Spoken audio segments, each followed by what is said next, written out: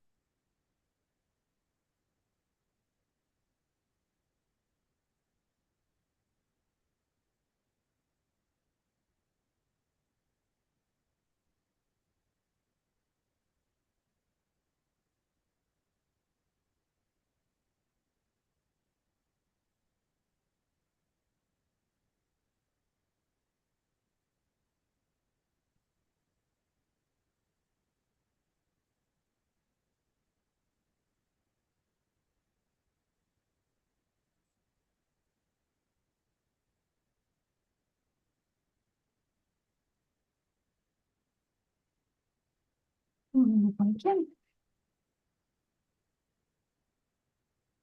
Welcome. Yeah. Let's see.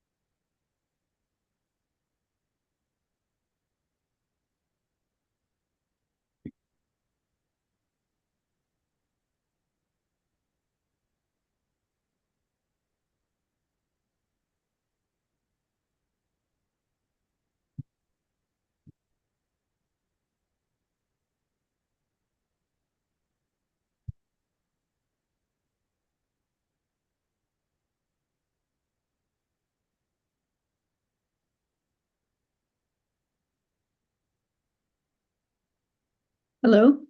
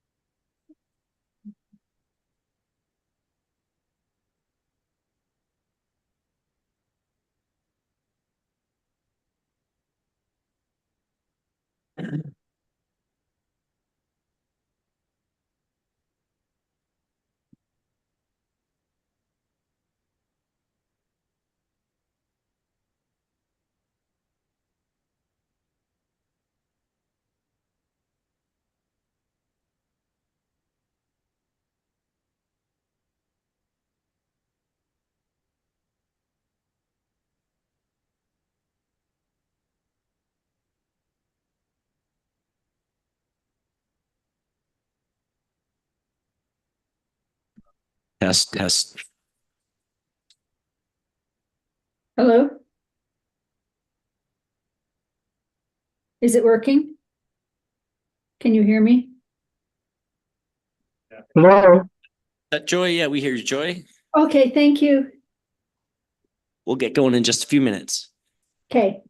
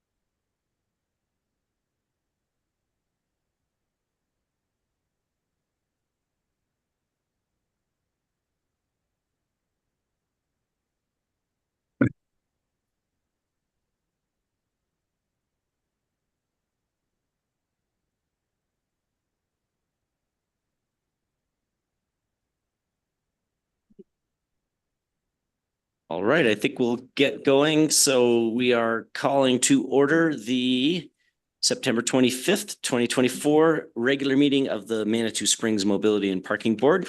Welcome, everyone. I think we've got good attendance here, so we'll just call roll. I'm Corey Satella, the chair of the committee. Carl Stang. Present. Bill Kerner. Here. Hi, Bill. Glad to have you here. And that's online. Luke Prince. Here.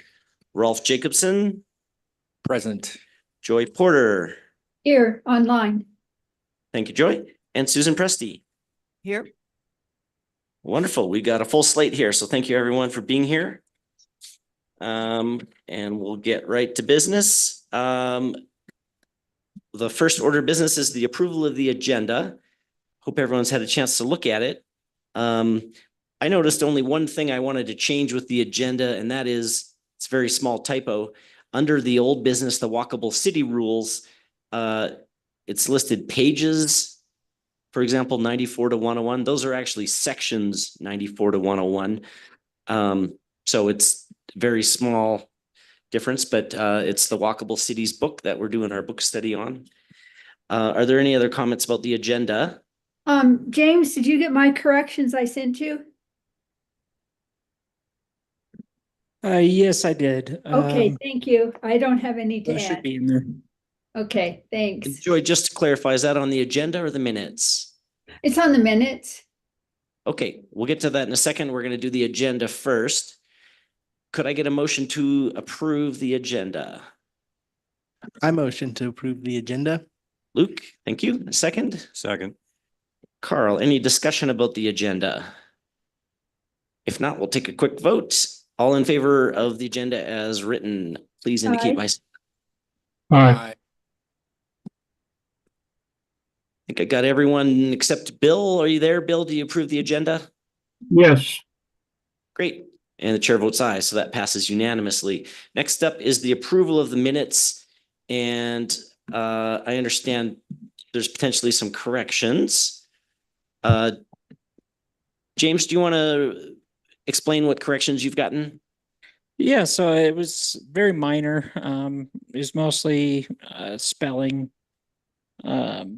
corrections and stuff like that. So nothing majors in terms of content of the minutes.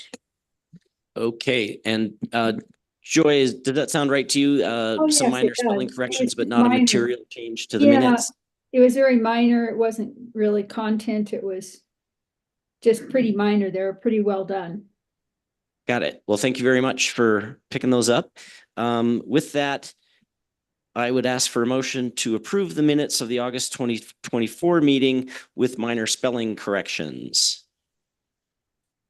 I move to approve the minutes. Thank you, Susan. Do we have a second? Second. Carl, any other discussion about the minutes? Hearing none, please indicate your support for the approval of the minutes by saying aye. Any opposed? The chair votes aye, so that passes unanimously. Item number 4, we've got public comment on non-agenda items, and I do know we've got some public comment ready, so I would welcome Connie Brachenbach. Did I get that right? Brachenbach, thank you. Please go ahead, Connie, and if you could, please limit your comments to 3 minutes, and we welcome you to the floor. Thank you. Thank you. And I appreciate the time. I'm Connie Brochtenbach. I'm a long-term resident here. I've lived in Manitou Springs since 1990.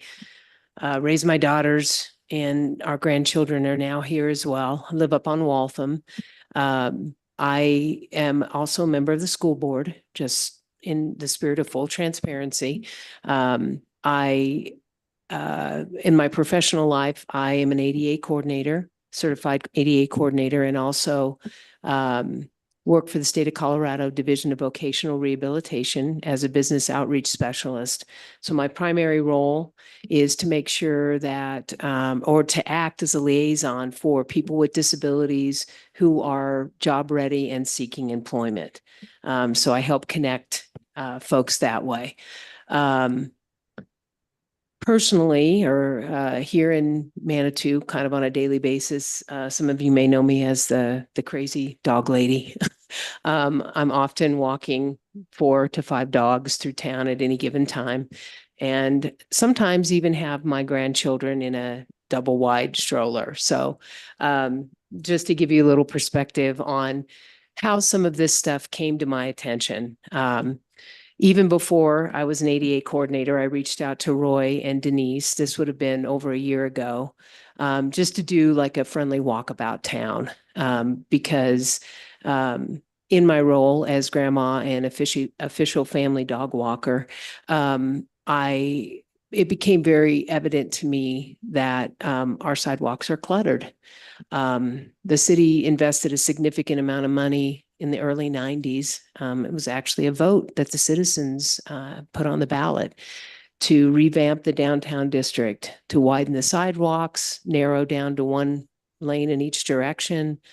And there's many opinions around that we won't get into today.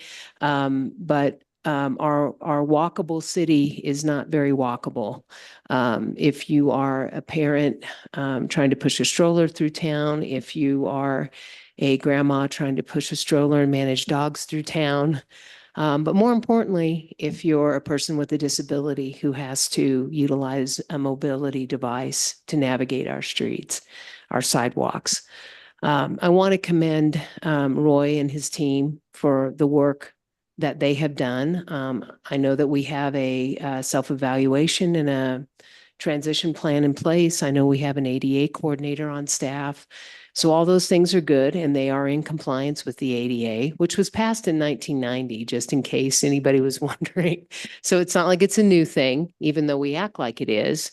And sometimes we allow ourselves to fall back on, this is a historic district and we're grandfathered.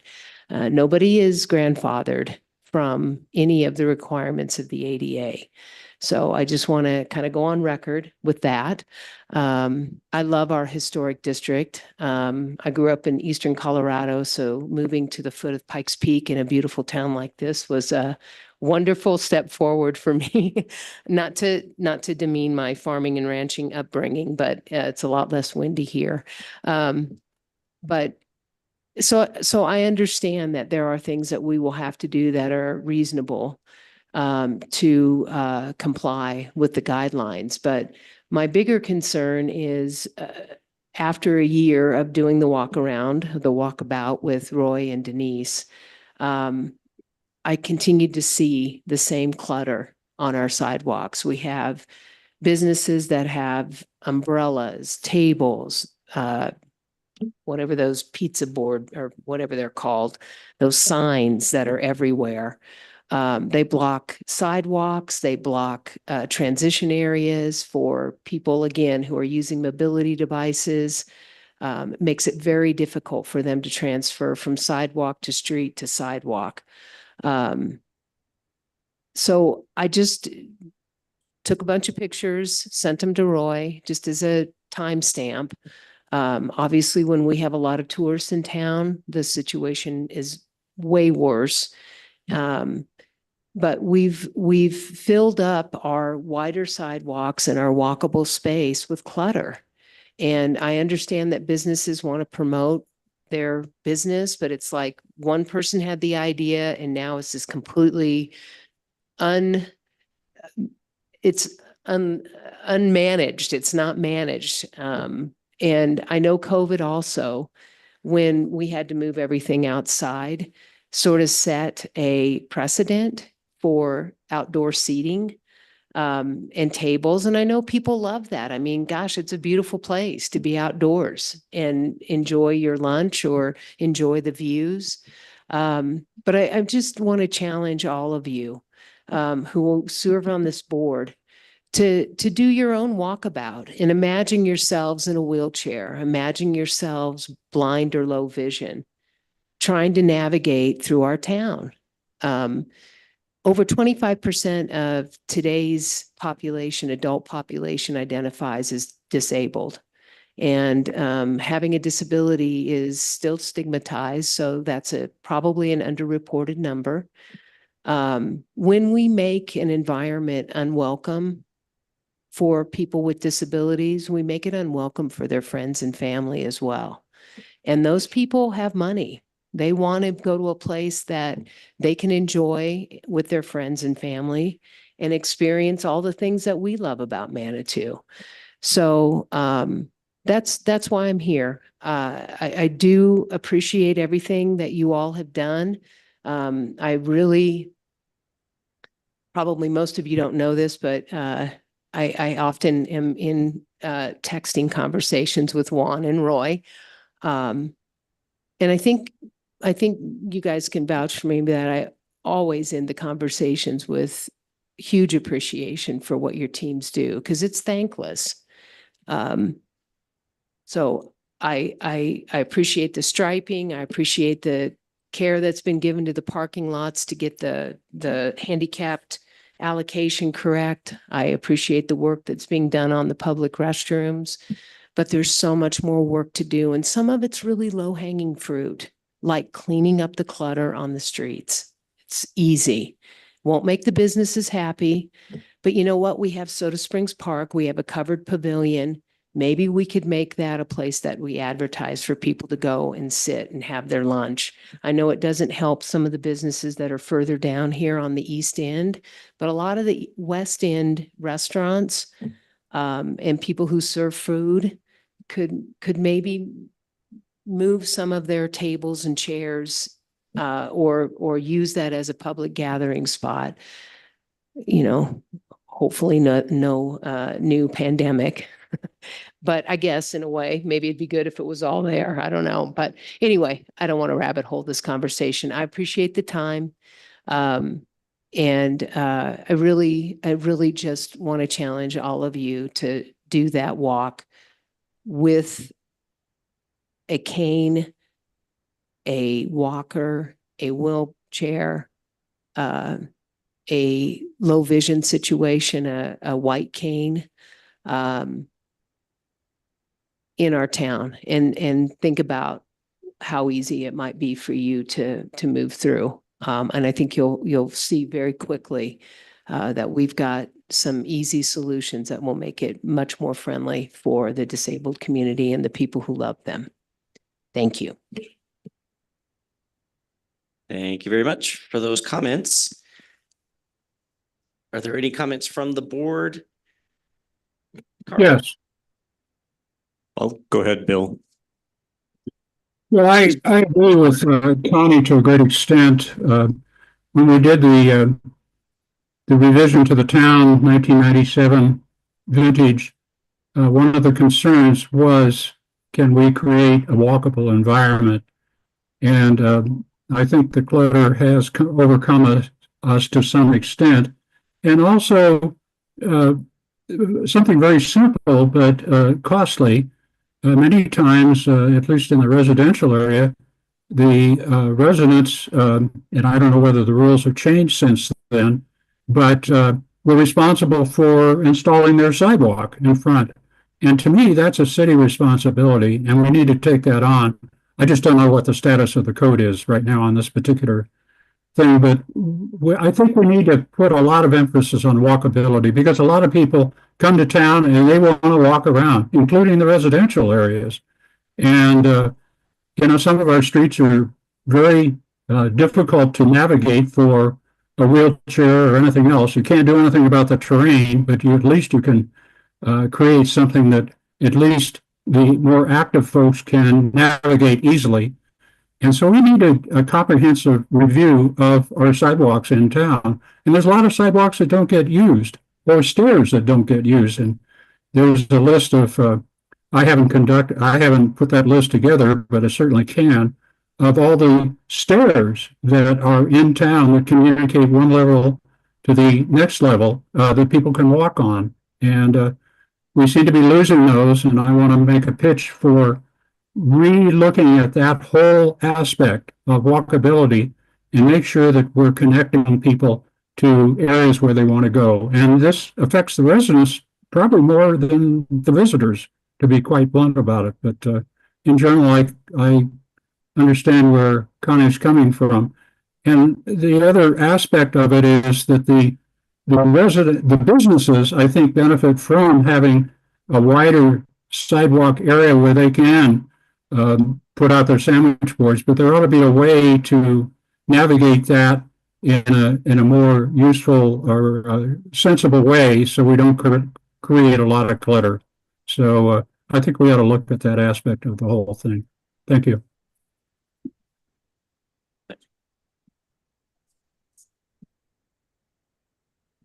Sorry, Bill, thank you. And I did mean to mention residential as well.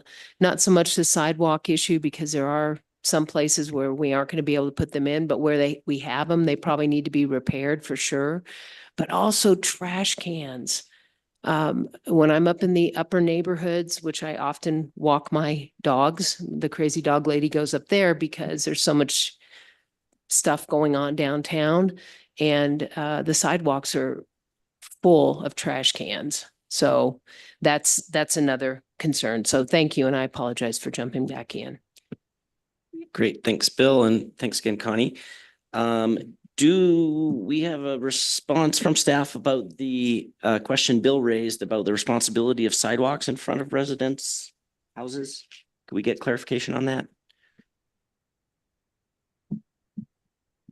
So the current code requires the homeowner and their sidewalk in front of their home, they have to repair those.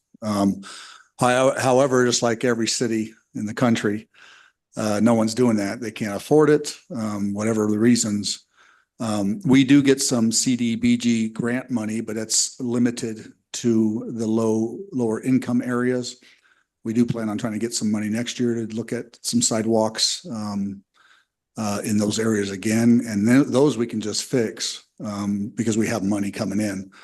On the other ones, we're right now, the planning director and myself are looking at other cities and other ideas on how we can maybe do a cost share with residents as a city. So maybe they pay half, we pay half, or they have other ways to do it as well. So we're looking at other cities to try to find a solution because just telling them they got to pay is not solving the problem. And there is a problem, you bet. Okay, thank you, Roy. You're welcome. And I think we're going to hear a little bit more about walkability later on in the agenda. So thanks for those comments and the feedback. Juan, did you want to add something? No. Nope. Great. And next up, we've got Carl. Go ahead, Carl. Thank you. So Connie, thank you very much for bringing this to this board. I think that is critically important. I wish we had ADA representation on this board because I think we might be huge advocates, but unless you walked in the shoes, it can still be hard. So just bringing that perspective, or if you can encourage other people to try and join the board to share that perspective, I think that's really important and lacking in Manitou Springs. I wanted to mention two other comments, and maybe we can connect, or you can give me your card. So when the Manitou, Colorado Springs redid the west side, the action plan, I actually provided some comments about accessibility for other modes. And just a point of fact, the traffic engineer from El Paso County was resistant and basically used the complexity of ADA requirements to say no, right? Kind of used that to hide behind and, oh, we can't do that. And I find that very frustrating because in my mind, if something's ADA compliant, it's compliant for everybody. 8 to 80. I mean, it works for everyone. There's no one's left out. And so it's kind of a no-brainer in my mind.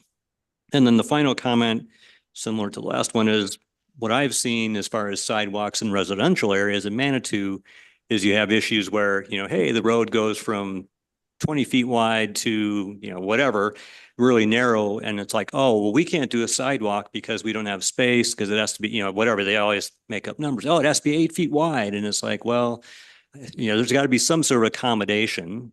And so I would love to get your perspective and insight on that because I'd love to push back on those comments. Thank you.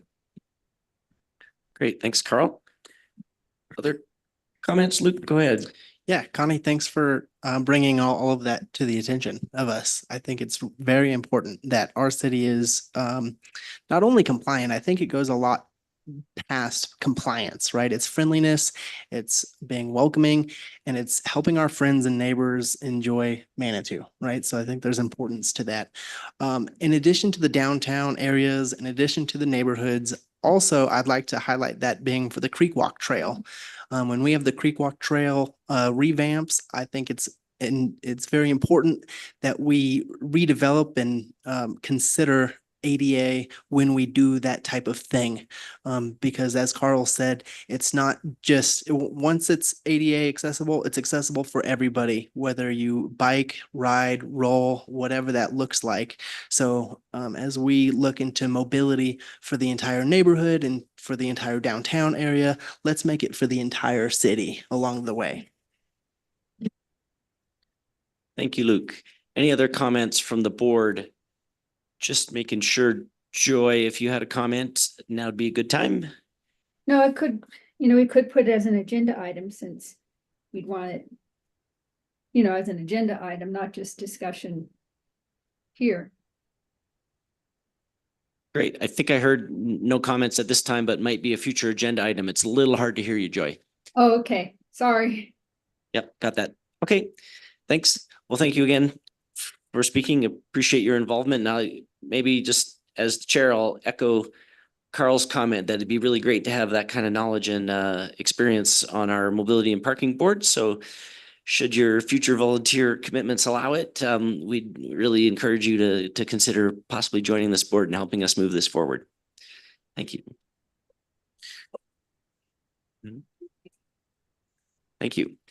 Any other public comments? James, see anyone online there? Okay, I think we're good. So we'll move on from that. Next item is the City Council Liaison Report. I don't think Natalie's online. I did have a chance to speak with her this afternoon. She's been out of town with some family issues and is currently out of town on a conference. Natalie wanted to let me know that she is still working to try to improve, help us improve the effectiveness and the voice for the mobility and parking board. And it's, remains a priority. And so we look forward to coordinating with Natalie some more about that in the future. The other thing Natalie filled me in on is at the last council meeting, there was a discussion about speed cameras.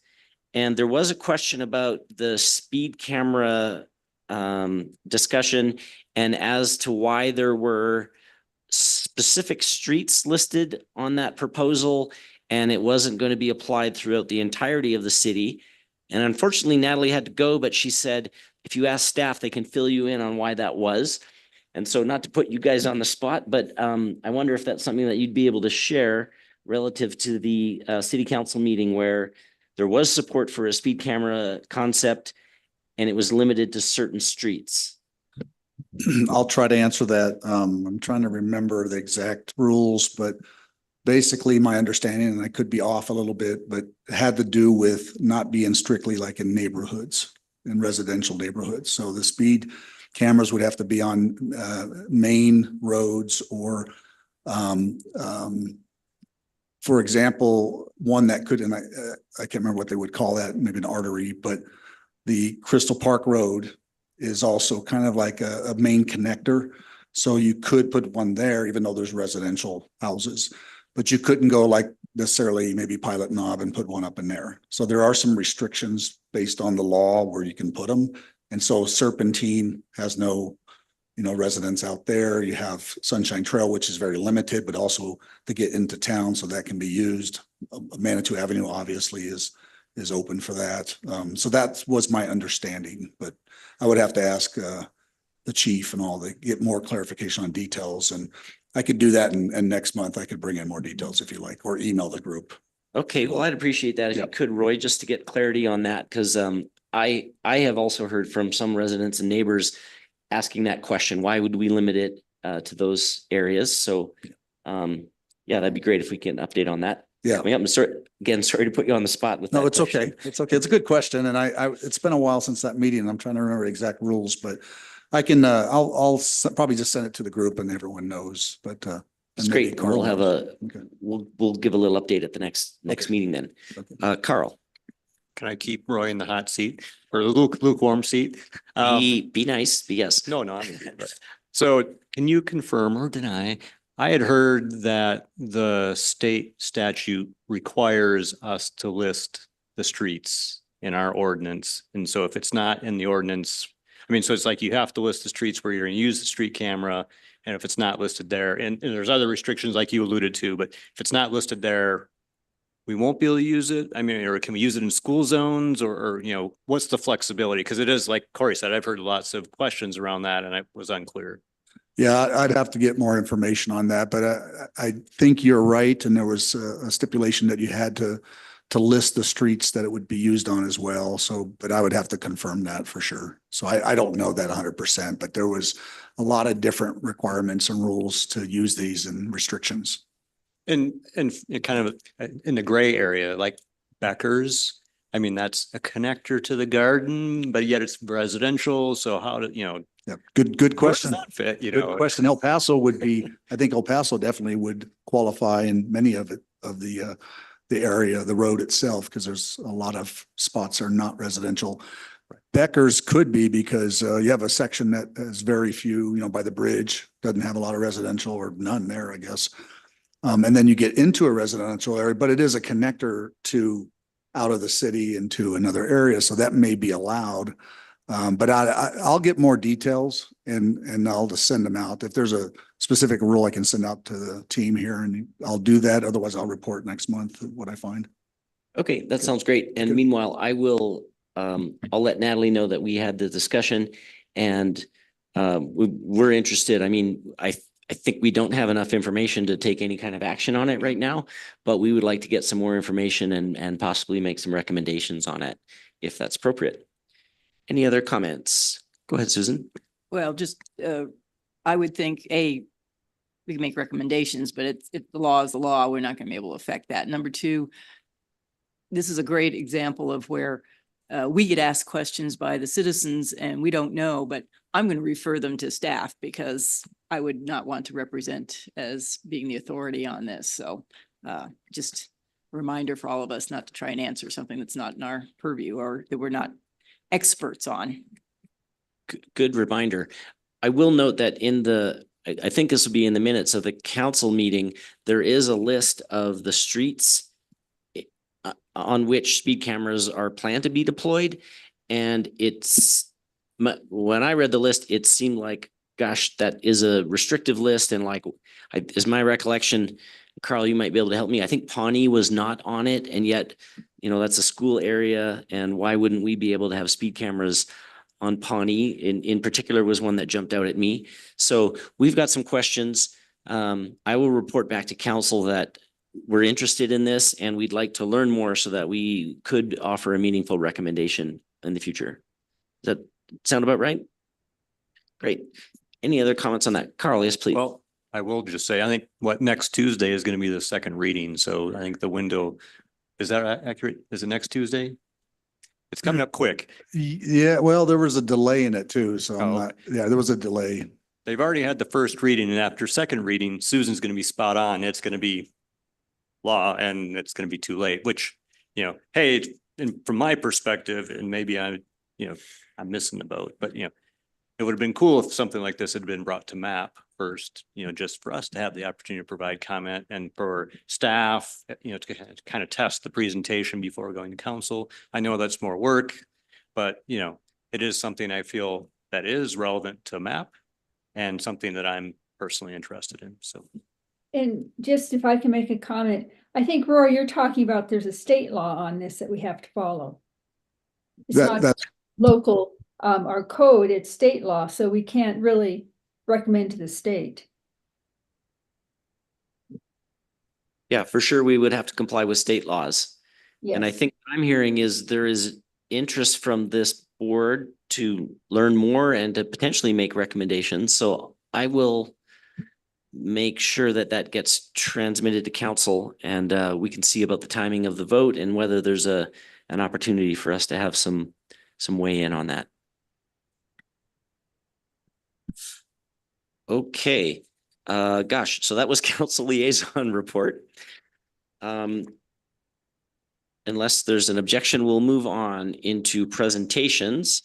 So under new business presentations, the item is the draft map board 2024 accomplishments and 2025 goals. And now I'm going to put Juan on the spot and say, do we have anything prepared for this section? I know we discussed it informally last week about the need for us to consolidate our 2024 accomplishments and work on our 2025 goals, because we need to present those to council in November. So at the next map board meeting, we are going to have to make we'll have some agreement on what our goals for 2025 are. And so that's looming very quickly. And beyond that, I don't have anything prepared, and I'm wondering, Juan, if you've got anything else on that. No, so this is pretty much the last chapters of the book, and what I'm going to put together is a comprehensive summary of everything that we've read and discussed over the entire book. And what I'm going to do is I'm going to send it to everyone so that you can provide any notes or feedback that you'd like to add on it. And I like to do it pretty soon so that we can start working together on the 2025 goals collectively. Susan? Oh, I was going to ask, would your intention be then for 2025 goals to possibly have itemized things that we have identified from that as our plan of action and things we want to accomplish? Yes, Prioritize. Okay. correct. Are there other questions or comments, Carl? So I know that we had 2024 goals, and one of those was the book study, the short version. But I felt like there was more. And so, I mean, yeah, we've done the book study and we want to list that as accomplishment, but I thought there was more, and I apologize. I need to pull up the goals. Yeah, one of the other goals that we did accomplish was doing an inventory of all the bike racks that we have throughout the city, and also placing them on a map, which our GIS technician was able to do earlier in the year, and we're just adding as we put them in there. So that was another accomplishment we have listed on there for 2024. I think I'm going to make it an objective in the next couple of weeks to take another look at those goals and give an assessment and send it back to the team in preparation for next month's meeting. And the other thing we potentially discussed that we might do at the next meeting. So as Juan said, he's going to sort of distill and summarize the feedback and comments we've heard about the book study, which are the ones that bubble up as most important for Manitou.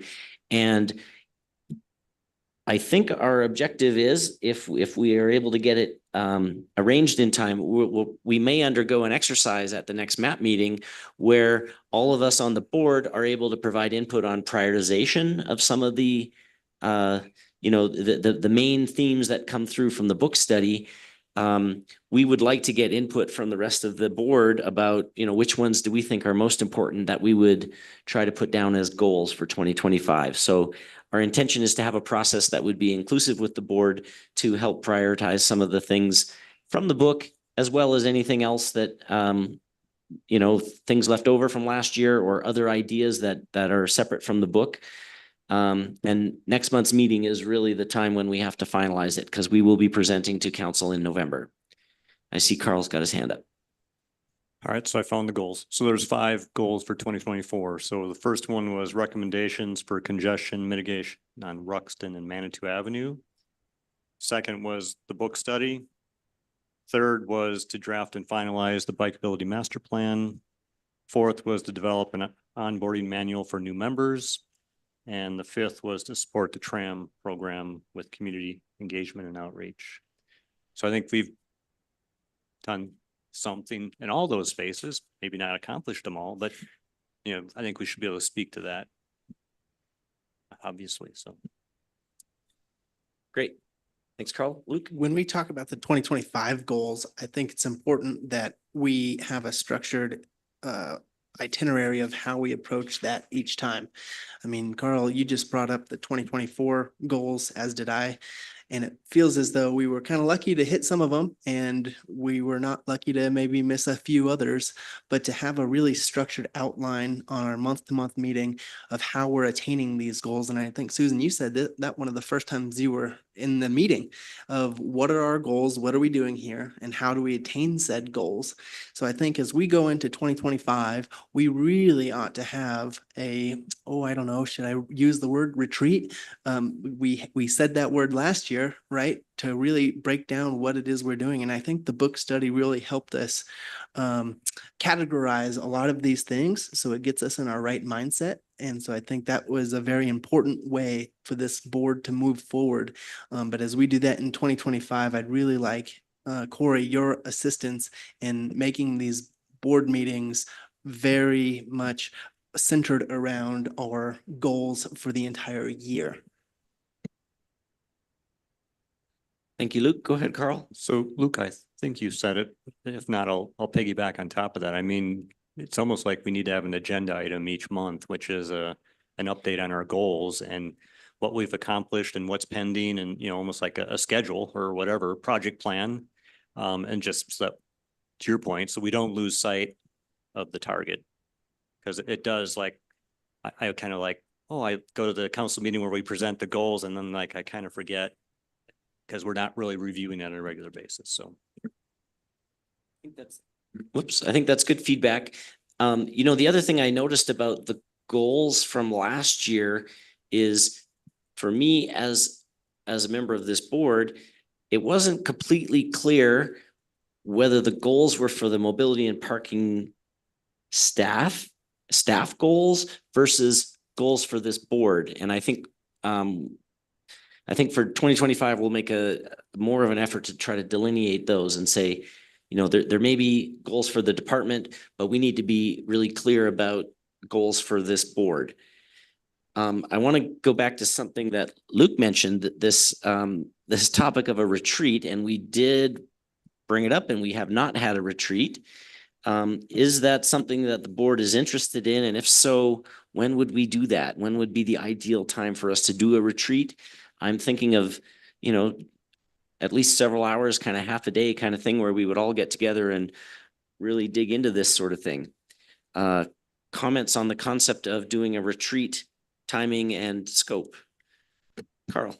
I think it's a good idea. I would vote for 2025, January, February, hopefully the slow season, not only for us, but also for staff if they want to participate. Yeah, I think a retreat's always good. We used to do them. And as long as you provide some snacks, I'll come. All right, snacks. Okay, anybody really dislike the idea of a retreat? Okay, so we'll put that on the plan that we'll try to schedule a retreat and get things moving. And it sounds like we'll probably try to do that in 2025. So that will be after we establish our goals for the next year. I'm wondering if we want to use a word different from retreat. Work session, planning session, something like that. Retreat sounds, I'm just thinking public perception. Maybe something more inconsistent with what the city council words they use for their work days. I'm not sure what that is, but okay, just a thought. Yeah, a slightly longer work session. Yep. Okay. Yeah, I would support that more than a retreat. Okay. We're not here to retreat. We're here to move forward. So I like that suggestion. Thank you, everyone. Go ahead, Roy. From staff perspective, I would just request we try to do it during the work week, not the weekend. An afternoon probably work for us with enough notice. We can probably figure something out, but that's just our suggestion from our end. So we don't pay overtime or anything else with that. And normally staff is involved with that as well. So we can, because it would also be a public meeting. So we'd have to set it up. And then the only other thing I'll bring up, because Denise reminds me all the time, is to make sure when we work on goals that they're SMART goals and that they're measurable. So the Ruxton one you brought up, I'm not sure how we were going to measure that. So it becomes a goal. I don't know if we can even do it because I don't know what we're measuring to and from. So when we work on those goals, to have some way to measure those so we know we were successful. So thank you. Good feedback. Thank you. Okay. I think we'll move on then to reports, staff reports. I'll hand over to Juan. Or James, you want to bring up the staff reports?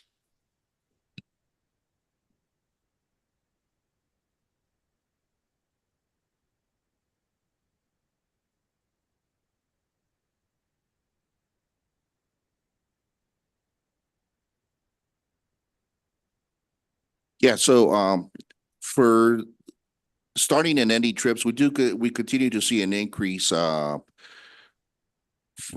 this month compared to last year. And total trips were 179 and ending at 165. Go ahead. Sorry, one comment. I'm really interested to see Cannon Avenue being kind of the top site for that, which to me seems to indicate that there's demand on the west side of town.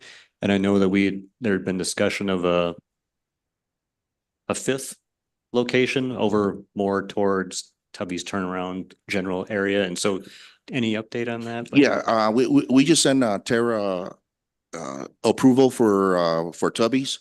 The only thing we need to do this week is talk to the owner, and I believe the following week they're gonna do the installation.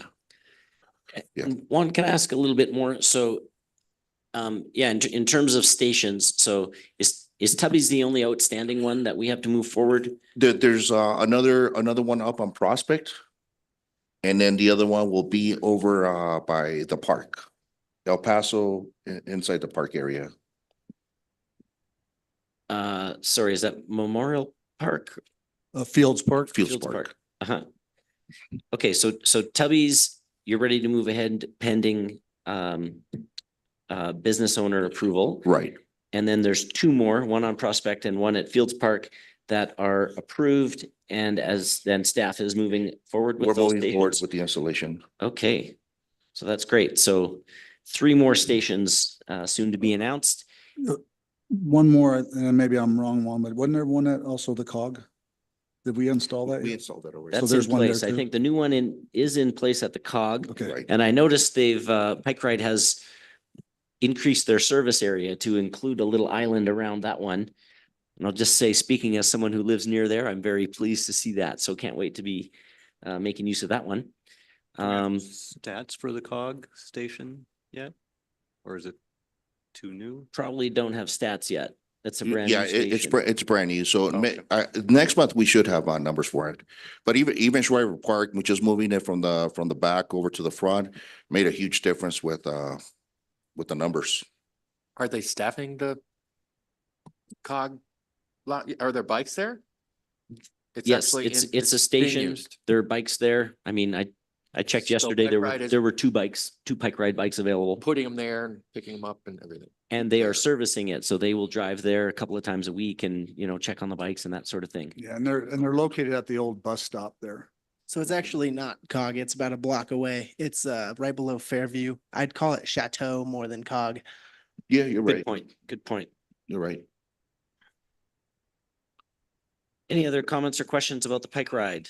So real quick, so I assume this will be a accomplishments statistic that we'll report to city council at the end of or at the budget time? Because it's not specifically called out in any of the goals that I see, but I think it's a great, Yes, Improvement. at the end of the year, we will provide like a comprehensive report of where we are, because I did request to see that. okay. But I also think it should be in our accomplishments for this board when you make the presentations because we have to do 2024 accomplishments as well as goals for 2025. So just a reminder I think it'd be a good one to put in there. Thanks for that comment, Susan. I totally agree. I think we're making some major progress with increasing our bike share here. So we want to make sure that council is aware of that. we definitely heard from council. There were some questions and concerns about Pike Ride. And so to see us moving ahead, getting these in place and to see the ridership go up is a major improvement here in Manitou. Especially because it is being data driven, based on usage, which gives us a good basis. So great. Correct. Smart goal. It's measurable. Yeah. Trying to keep us going the right way. Excellent. Thank you.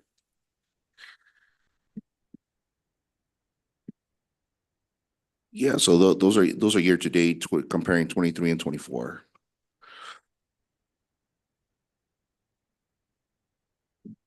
So We you- just gotta you keep can see the doubling increase. numbers. Say that again, please, Carl. We just gotta keep doubling numbers every year. All right. All right, next slide.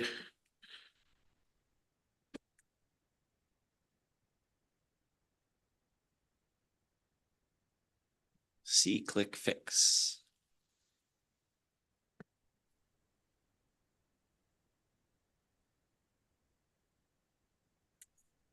So for the month of August, we had 12 C-Click Fix requests. Of those, we had 6 parking enforcement related requests, 2 signage, 3 mobility, and 1 maintenance. Of those 12 requests, we fully resolved 9.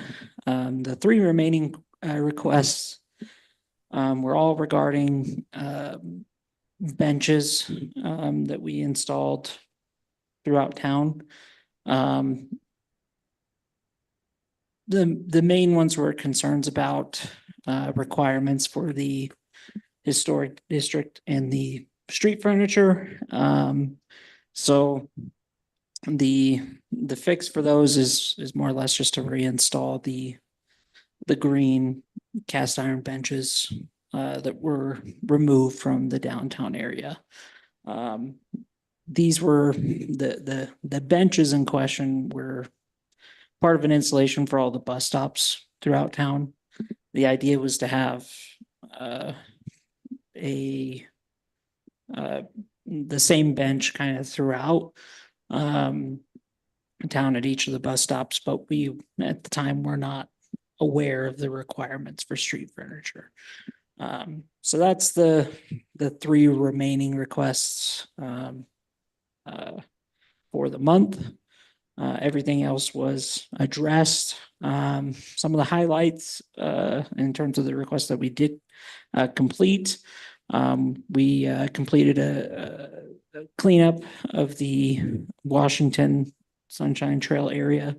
There was a lot of overgrown weeds impacting visibility in the area, and we got that knocked out. We added some signage in the 1000 block of Manitou Avenue because there were complaints about compliance in the area, and a request was made to add some additional signage to help with that.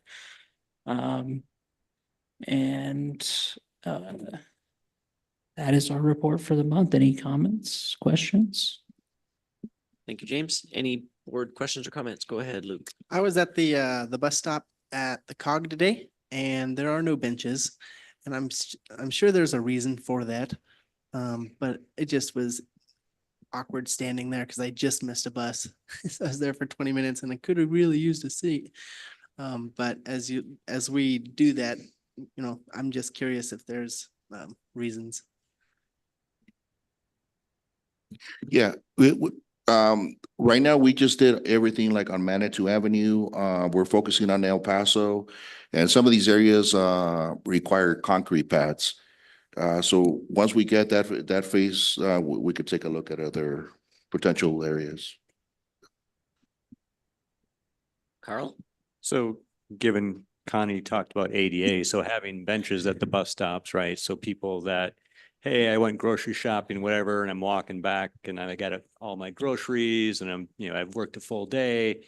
Having that bench to sit there for the 20+ minutes that you're waiting for the bus, I think is more welcoming than forcing them to stand, on the shoulder. So just reinforce the importance of having that for people. So Any other comments or questions about C-Click Fix report? Hearing none, let's move on. I think up next is Mountain Metro. Yeah, on Mountain Metro, like Pike Ride, depending on the day of the month that it falls on, they may not have the numbers until the following month. We still haven't received anything from them, so next month we'll have everything updated. Right. So next, we've got more general improvement updates. So the next item is the bike trail at Subway. Oh, sure. Go ahead, Luke. Hey, regarding Metro, 2 years now, I don't want to use the word blindsided because that's not the right term. But it seems to sneak up on us where, oh, wow, all of a sudden there's a presentation from Metro to council to discuss routes, and it stays the status quo for a lot of reasons. But it does make its way to us to discuss and talk about. Maybe that's something that we can talk about for our 2025 goals, is to have a well thought out plan and commentary on Metro. So when the time does come to fruition, we've already had that conversation. We already have documented what our thoughts are on the new routes, if there should be new routes. And that should be the same with the free electric, and I'll keep calling it the electric tram too. Just when we have these discussions, I don't want us to be behind the 8 ball on what our commentary is. We should already have established what that is. We should know what our thoughts and processes are on Metro and mobility, right? The buses. We should have that. Thank you. Thanks for that comment, Luke. And yeah, maybe I'll ask staff for some feedback on that. It does seem to happen that by the time we have a discussion with Metro, it's too late to make changes for this year. Where are we at with that process? There were some proposed changes that I remember from last year. Are we able to get those in queue, or where are we? I know recently, they kind of had, we kind of gave them I want to say, they didn't have enough time to prepare and come and give the presentation to the board because of the timing. And a lot of it had to do with the route changes. Anything you want to add to that, Roy? All I will say is that we have talked about Metro and with Denise, and we told them we want to start the process a little earlier so we can bring it to the MAPS board in the future. So the plans are in 2025 to make sure whenever those changes, and we have input, because remember there's 2 periods you can have input. So one's in the spring, one's in the fall. The idea is to have it early enough so we can bring it to the board first here, the MAP board, get your input, then it will go to council. So that's the plan for the future. In the past, it was more in staff hands and operational, but as time has evolved here and we look at what we need to do here, it's changing. So that's our goal for 2025. Great, thanks for that. And so do you have an idea of a guess when we might see it for the next round?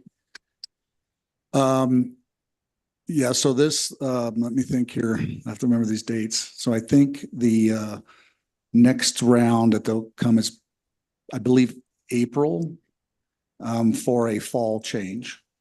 And so we'll start hearing from them probably around March, but in this case, Juan is going to reach out in February and start pushing that we need to go ahead and have a presentation to the MAPS board first, get input from the MAPS board, and then be ready to present to council with your input as well. So. I think that's great. You know, as you said, Roy, like this isn't something that this board has been very active in the past. And so it's going to take some time for us to get into the rhythm of doing this. But I think it's really important that we are able to get in front of it and to be able to make meaningful recommendations, because transit's a really important part of the considerations that we're making. I agree. So. I think we need help with that. So from a staffing perspective, it'd be nice to have some other viewpoints and thoughts. So thank you. Okay, so we'll look for that in February. Any other thoughts or comments on that? I have one thought, just because we can't always control what Mountain Metro is going to do to us. The other thought would be perhaps we put it on our calendar of work to discuss our concepts. So we have a framework that we can say to the council, if we don't have an opportunity to review it, that these are the priorities that we saw as an advisory board that we think they would want to consider. Just thinking ahead, just in case we can't get Mountain Metro to give us the kind of lead time we'd like to make sure it's on our schedule. But we could certainly come up with concepts. I think we talk about this enough almost every month that we have ideas about what we'd really think is priorities that we'd like to see as changes. Doesn't mean that's going to happen, but we could at least express our perspective. Yeah, I really like that suggestion, you know, as we're talking about getting together, not for a retreat, but for a planning session. Wouldn't it be great if an outcome of that were for us to have our priorities of what sort of suggestions we'd have for Metro so that they're ready when the next opportunity comes forward and we're ready to pull the trigger on that. So great suggestion. Thank you. Okay, any other comments about Mountain Metro report? Okay, let's move on. Biking trail connection at Subway. I will note that the board received some sort of diagrams and plans, and there was a request for input on that. I wasn't able to provide any input. I think that happened last week. What's the latest and the status on that connection at Subway? Currently, we're still working with getting the permitting through CDOT. I believe we're still waiting, and Juan, correct me if I'm wrong, but we're waiting for bids or getting put out for some bids for the sidewalk. That's going to be on us to do the sidewalk. And we'll just keep pushing CDOT to move forward. So sometimes it's a little bit slow with them, but they have a lot on their plate. So we'll keep moving that direction. I think I did get one comment from Carl here, so I don't know if you want to express what you told me. Sure, I was late. That's the first, I'll be clear about that. So you can tell me whether I made the deadline or not. But so I had kind of two comments back to Roy. So the first was to me, you know, so that's a great diagram and improving the access from the bike lane on the road, you know, through the curb. So a pan or a ramp or whatever you want to call it, towards the park is a great thing, but it's not wasn't a complete plan in my mind, right? You know, because to me, it's one thing to get a clear path of how to get other modes of traffic off of the road into that parking lot, but then they got to go around Subway and navigate the parking lot, and there's people parking around behind, and so that is a kind of a critical piece of how we deal with that. And I guess my expectation is that was going to be in the plan, and it wasn't, which is fine.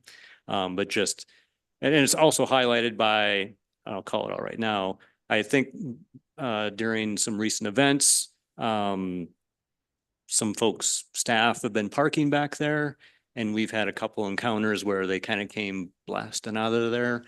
And, you know, it's like, hey, wait a minute, you know, this is pedestrians and bikes, and, you know, you should be going slow, right? And as well, now they're redoing the bathrooms, which is awesome. But now you got construction trucks parked back there. And I don't know about you, but half the contractors that show up at my house, I want to put like cardboard underneath their vehicles. And those are right next to the creek. So there's potentially environmental concerns. And so it just, but, you know, when people see cars there, more people think, oh, I can park there. And, you know, I've seen people drive down into the park to do whatever, and they're not staff and they're not contractors. And so it's just, that whole area is how we deal with it is, I think, important and critical. So I'd love to know what plans there are and be able to contribute and help if I may. So we do have some concerns in the backside of Subway. To me, that's probably like a phase 2 look once we get CDOT to do the first part, because if we delay that, then we may end up being 5 years down the road. So I got their attention. So I want them to at least get the what we call the bike lane.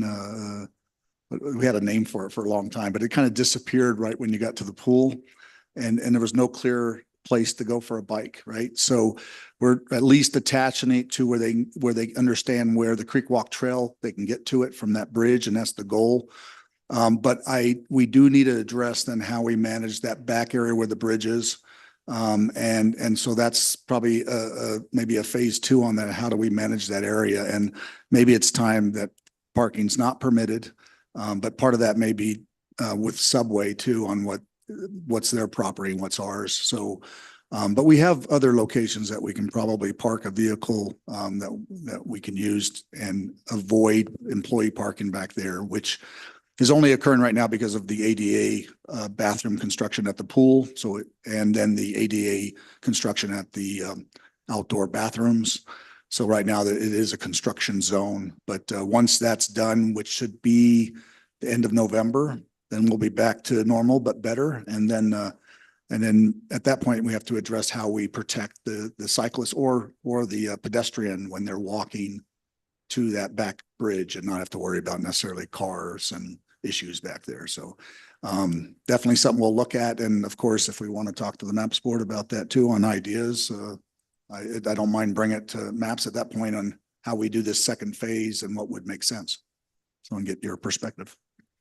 And just so I understand, this is related to the construction that's happening at the pool, not the changes to the subway, bike lane and pan and everything, right? It's the construction at the pool. There's more that's having cars. this impact. There's more cars back there because of the construction at the pool. Yeah. We have blocked construction areas in the main parking lot. So the staff that's doing some work in there is currently parking in by the subway. And that's city staff. Correct. It's city staff, but it could be others. I mean, it's not barred from parking. And that's part of maybe the problem. There's a sign there, I think, on the right side, which probably gets violated. And then the left side, I think, doesn't say no parking. So the construction is the public restrooms west of the pool, right? I mean, their pool is doing the stuff as well. construction's the pool and the outdoor bathrooms. Yeah. So it's together. but- Yeah, the bathrooms outside just started, so it's going to be worse for a while. It's Yeah. actually just started like a week ago. Great improvement. And I'm glad you slipped in the ADA Yes. buzzword there too. That's great. Oh, that's the whole point of this revamping them is the ADA for the bathrooms in the pool and the Shriver Park bathrooms. And not to belabor this, but so on the bike path curb cut, if you will, for the bike path, pushback that I've gotten before from the county engineer on the West Side project, right, is that if you have a curb cut for ADA, he claimed that for ADA rules, you had to have a pedestrian destination. And it had to, you had to have the dimpling for ADA, and then there had to be a destination. If there wasn't like a crosswalk there, you couldn't put a curb cut. And I argued with him over that and I lost. But so it's curious that CDOT approved that, and I'm not saying they shouldn't approve it. It's here again, it's that people kind of hiding behind the complexities of ADA for whatever purpose. And I think this is a positive thing. And hopefully it is marked correctly such that someone who is sight impaired doesn't walk out into traffic, right? It doesn't have the dimplings or however they delineate that, which is why I want to ask Connie questions. How do you do that safely for ADA users? Yeah, so we're, and I don't know, we have full approval yet of our design. So that'll be something that they would approve or not approve. And I will address the ADA issue with them too, again, so make sure they understand that we want to be in compliance with ADA in that section.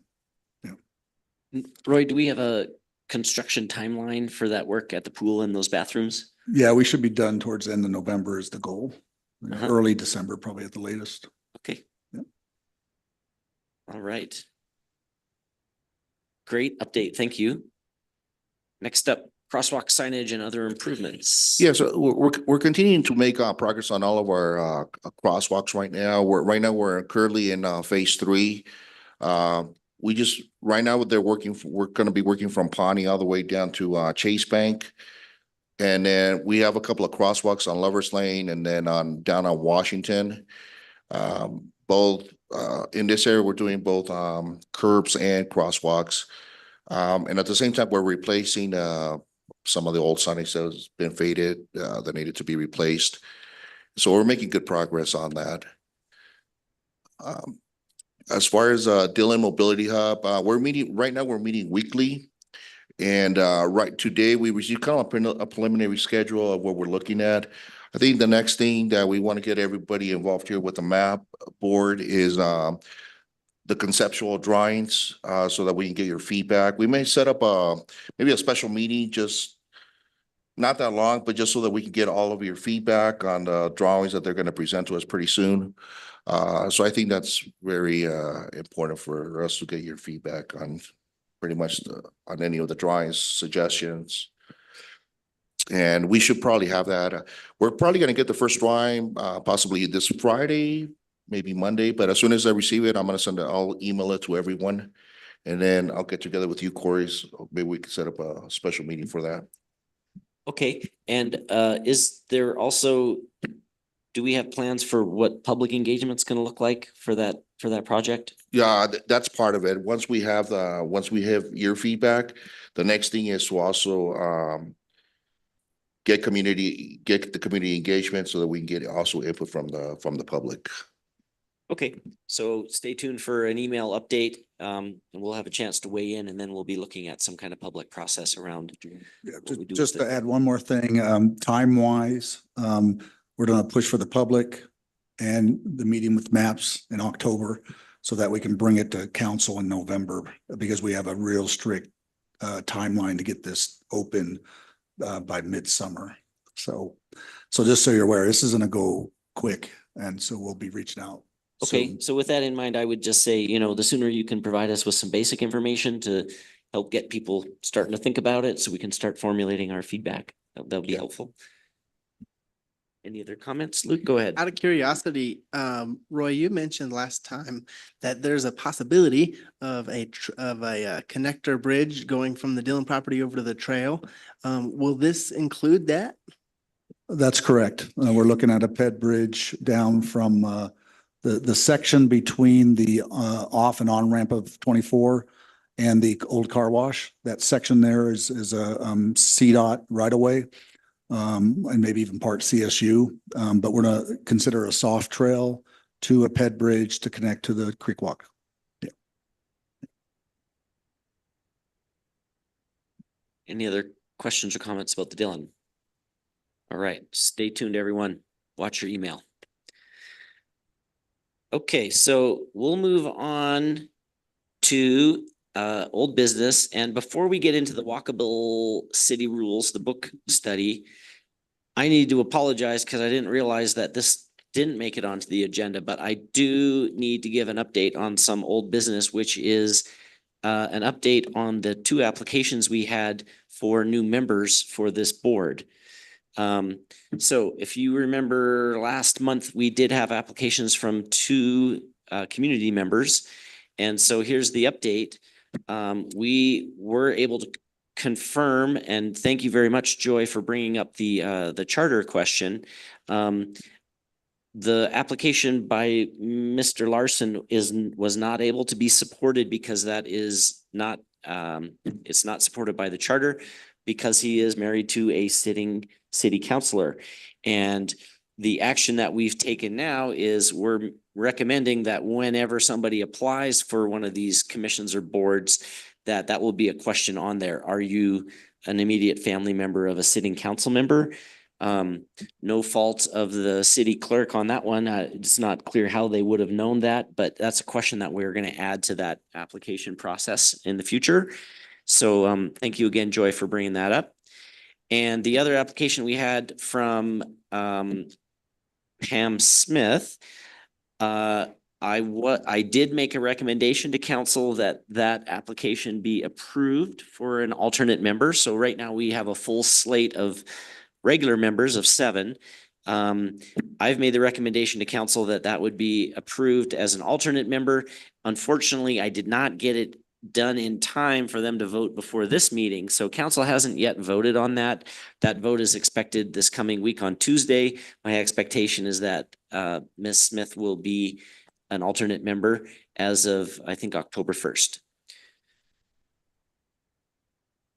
So sorry, I slid that one in. It wasn't actually on the agenda, but that was some old business I wanted to update you on. Okay, let's jump into the walkable city rules.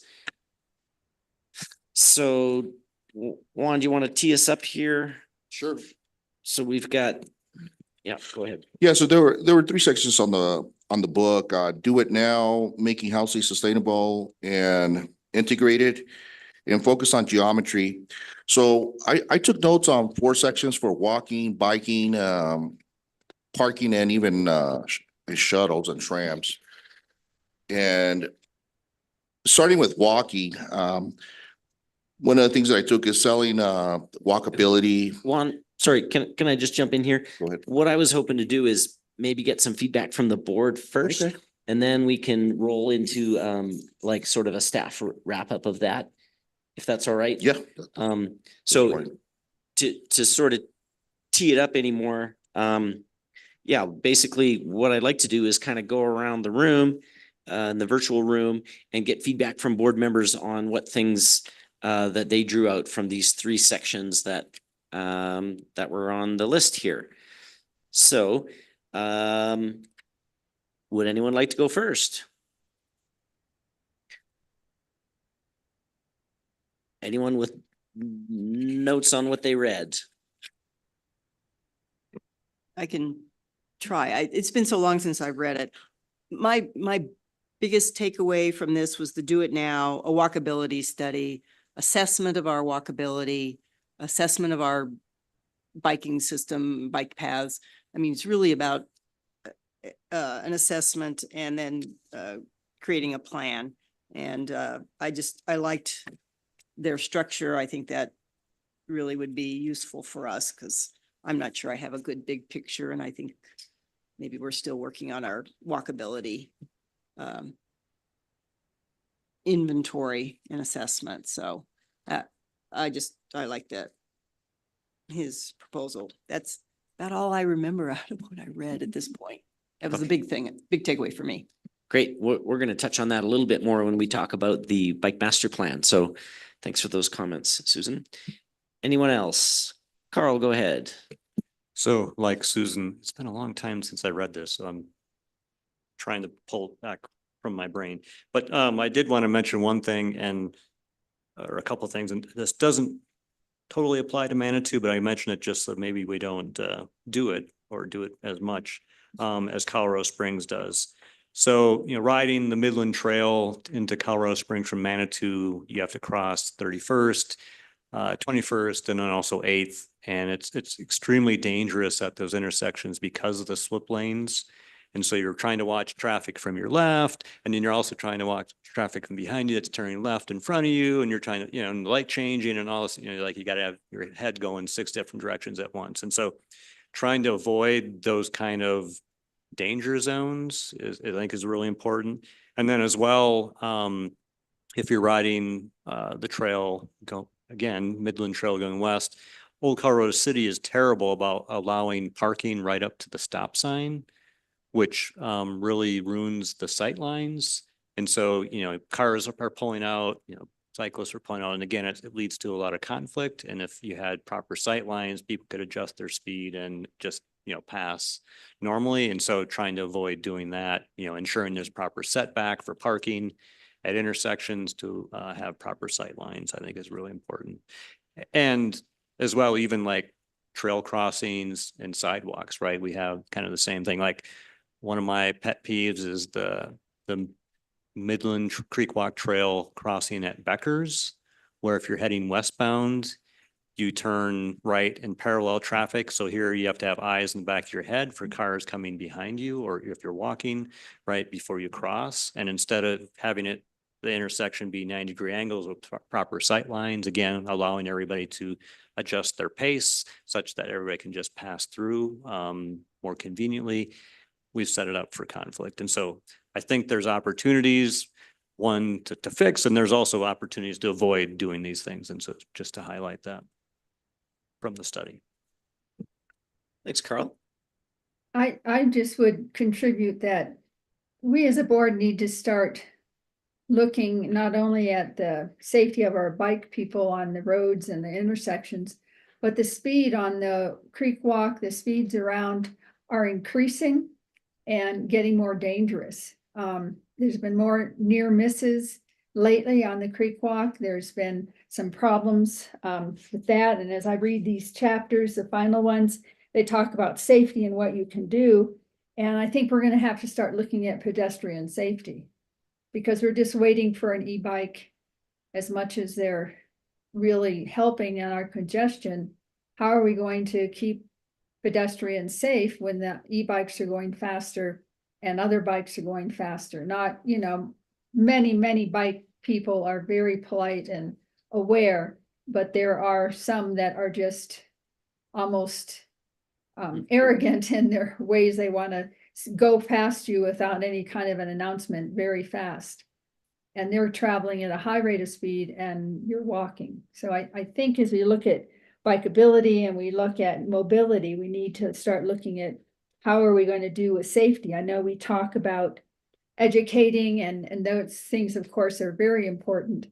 But at the same time, what's going to happen when we have someone run over and hurt? I think we need to have a plan rather than do it after the fact. And it seemed like these last two chapters were really talking about what you can do to make it safer. How do you do one-way streets or not one-way streets? How do you get things visible? So that's what would be my input. Thank you. Thank you, Joy. Other comments from board members? If I can remember that it's kind of stressed about street parking, that it isn't necessarily as bad as a lot of us used to think, that it can actually be help safety. And we need to always be careful if we are eliminating street parking.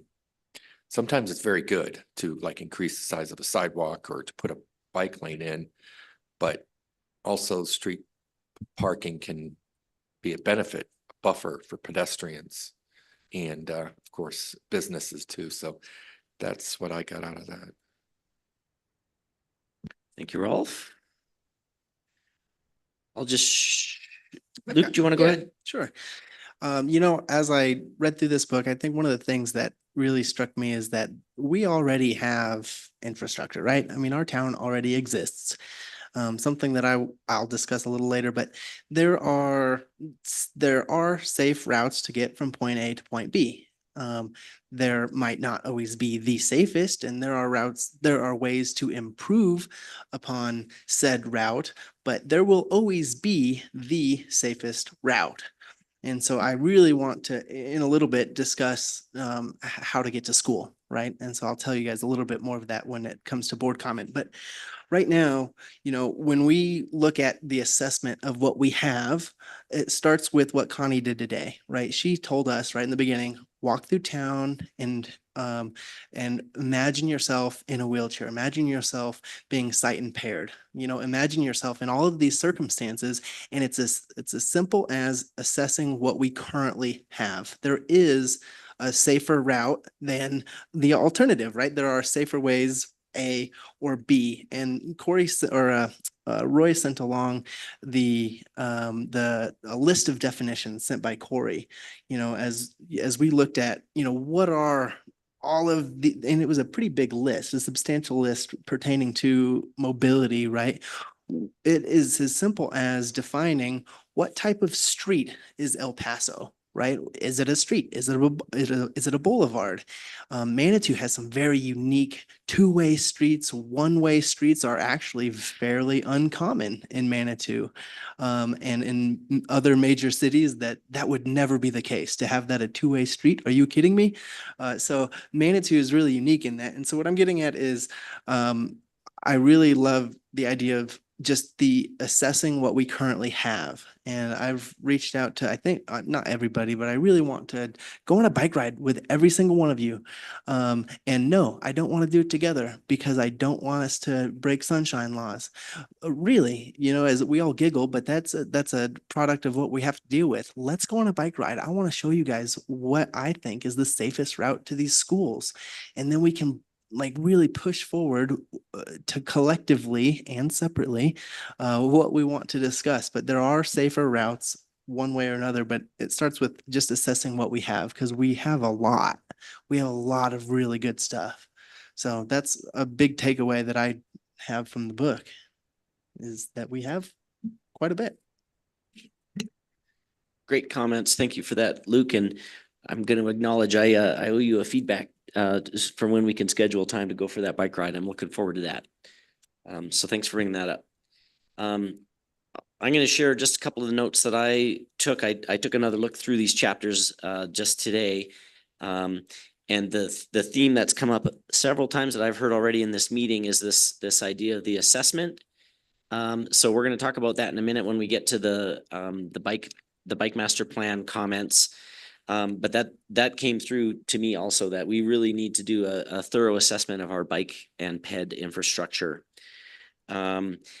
My thought was the housing ratio comments for affordable housing is probably outside the scope of what we do here on the map board. It's interesting information, but probably not recommendations that we're going to be able to make. Likewise, there was a suggestion about converting one-way streets into two-way streets. I don't think we have a lot of that in Manitou, so that's probably not going to bubble up. But the idea of lane audits and how that would flow into a bike plan and a bike and ped plan, that came through many times. There was a suggestion about implementing a parklet policy, and I'm not sure if that fits in Manitou or not. And I think that's maybe something that we want to consider. There aren't an infinite number of parklet opportunities, but do we have a policy? Should we have a policy? Should the map board be involved in setting a parklet policy? This chapter 95 with the frontage quality assessment and locate the anchors. So in the trail building world, we call these control points. Where do we want people to go, or where do we know that people are going to want to go, and where do we want them to not go? I think that's an important part of the assessment that we do. And I'm wondering what other groups in Manitou have already done this. In particular, I wonder if the chamber has suggestions about what are the high priority places that people are going, or what other groups, boards or other groups in Manitou might be able to help us with the frontage quality assessment and anchor points. But for sure, that seems like it should be part of the framework for our bike and ped master plan. Something that jumped out a few times was the idea. So there's a chapter, it talks about repainting rather than making major infrastructure changes. And this actually will play back into our discussion about a complete streets policy. So something that we've discussed before. I know, Roy, it's on your list, is to look at how we do a complete streets policy in Manitou. How does that impact our public services department? Whenever we're out there paving or doing changes to the roadway, how do we assess what other cheap and easy changes could we make to improve mobility whenever there's a roadway change? I think that's an important concept. There's a chapter in here about tactical urbanism, and I'm going to say, Carl's giggling. No, it's not okay for us to put on black pajamas and go put in our own bike infrastructure at night. We are on this board so that we can make official recommendations and try to make Manitou safer for bike and ped in the cold, hard light of day. So I'm not sure that tactical urbanism is a thing that we want to officially adopt. But who knows, maybe some of those ideas might come out during our informal bike rides. Maybe staff will whisper in our ear their deep desires. Sorry. And who knows, the next day there could be new bike infrastructure. Hey, Carl. Chapter 99 was talking about code reforms. Again, I think this points back to a complete streets policy. So that's something that we're going to be discussing over the coming months. The chapter about sprawl, I don't really consider Manitou a sprawling community, but we certainly have some parts of town that are strictly residential and don't have a lot of places of interest that you could walk to. And so maybe that sort of defines us as sprawl. And I'm thinking in particular, up Crystal Park Road and Crystal Hills Boulevard, is that sort of the equivalent of Manitou sprawl? And, how can we look at ways of addressing that? Chapter 101 was talking about transit, and I really think that's got to be part of our discussion. Within the chapter 66 to 72, again, it came back to this complete streets idea. There's a comment about all new streets being proposed with 3 or more driving lanes. Don't think that applies to Manitou. In chapter 69, there's a discussion about roundabouts, and I do think this is something, and I'd like to get it on the list of something that we might prioritize. We've got some roundabouts here in Manitou. They're not working properly. The crosswalks are too close to the roundabouts. The signage is incomplete. People who are unfamiliar with roundabouts don't know what to do. I do think there's some low-hanging fruit there that we can improve the function of our roundabouts.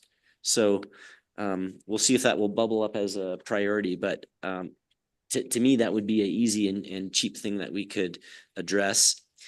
Chapter 71 had the recommendation for removing center lines in residential streets, and that's got a documented impact of reducing vehicle travel speeds, which I think is a really neat idea. So if there's not a center line, people are a little bit unsure of whether or not they're actually in the lane, and they tend to drive slower according to the data. Is that part of our complete streets as we move forward?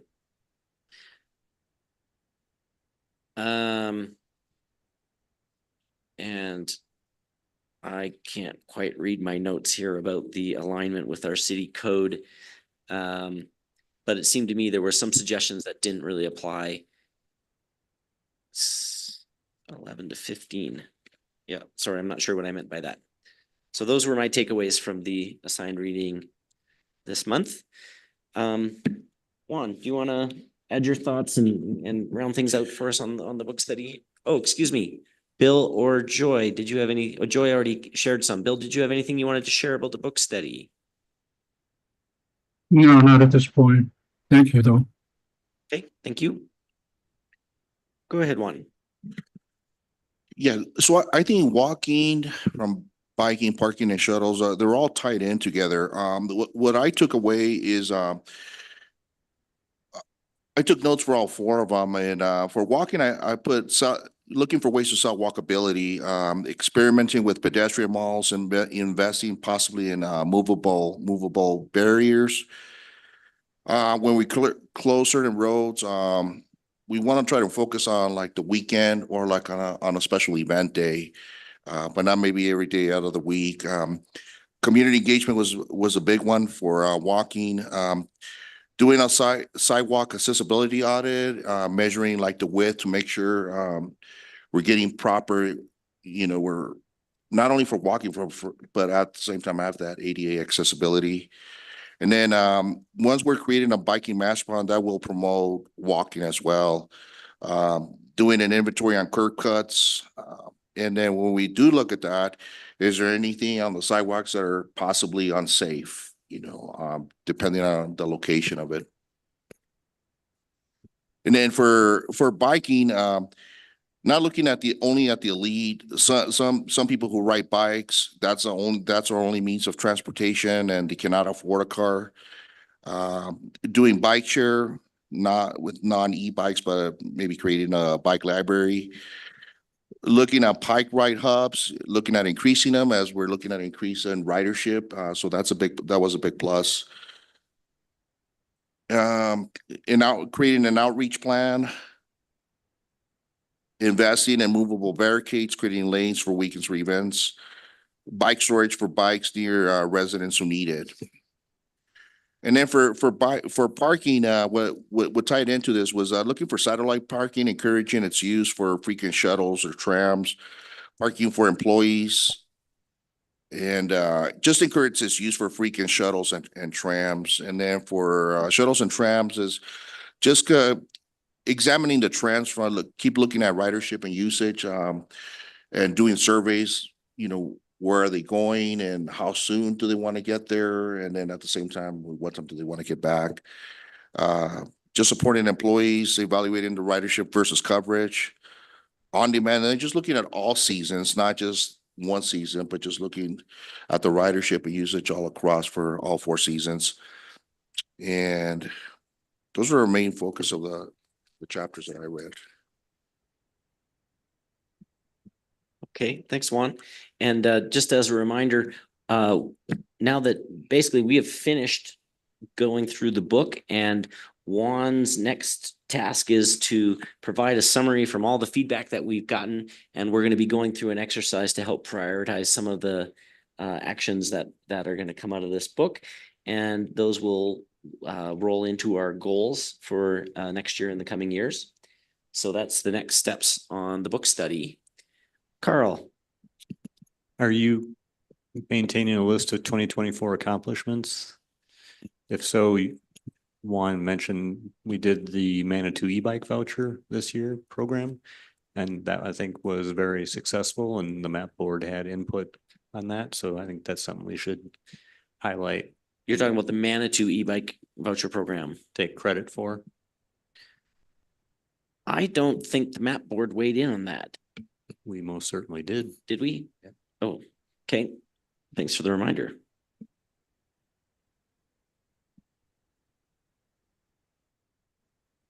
Okay. I think we're moving on now to item number 7, the biking master plan.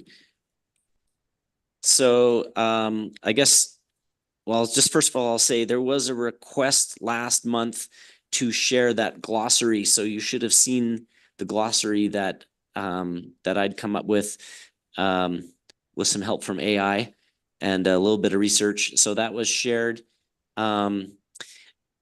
If we take a step back from this, we've had some discussions, and I'm grateful for a discussion last week with Juan and Roy and James about the bike master plan. And the way I'm seeing this right now, so first of all, we had a discussion about how are we going to move towards making such a plan. And it is confirmed that we are going to seek to hire a consultant to execute this plan. A major part of that plan will be an assessment of our current infrastructure. So that came up a couple of times in this, in the book study discussion. And we had some discussion about the scope of what this plan should be. We are aware of a clear need for a bike master plan. And as evidence of that, I point to the fact that for a few years, Colorado Springs has been waiting for us to tell them, hey, what's the safe way into Manitou by bike that we want to put on our maps? And we don't really have a plan that backs up what that safe way is. You know, we've talked about El Paso Boulevard as a potential safe bike route. That hasn't been formally established and isn't in a plan as of today.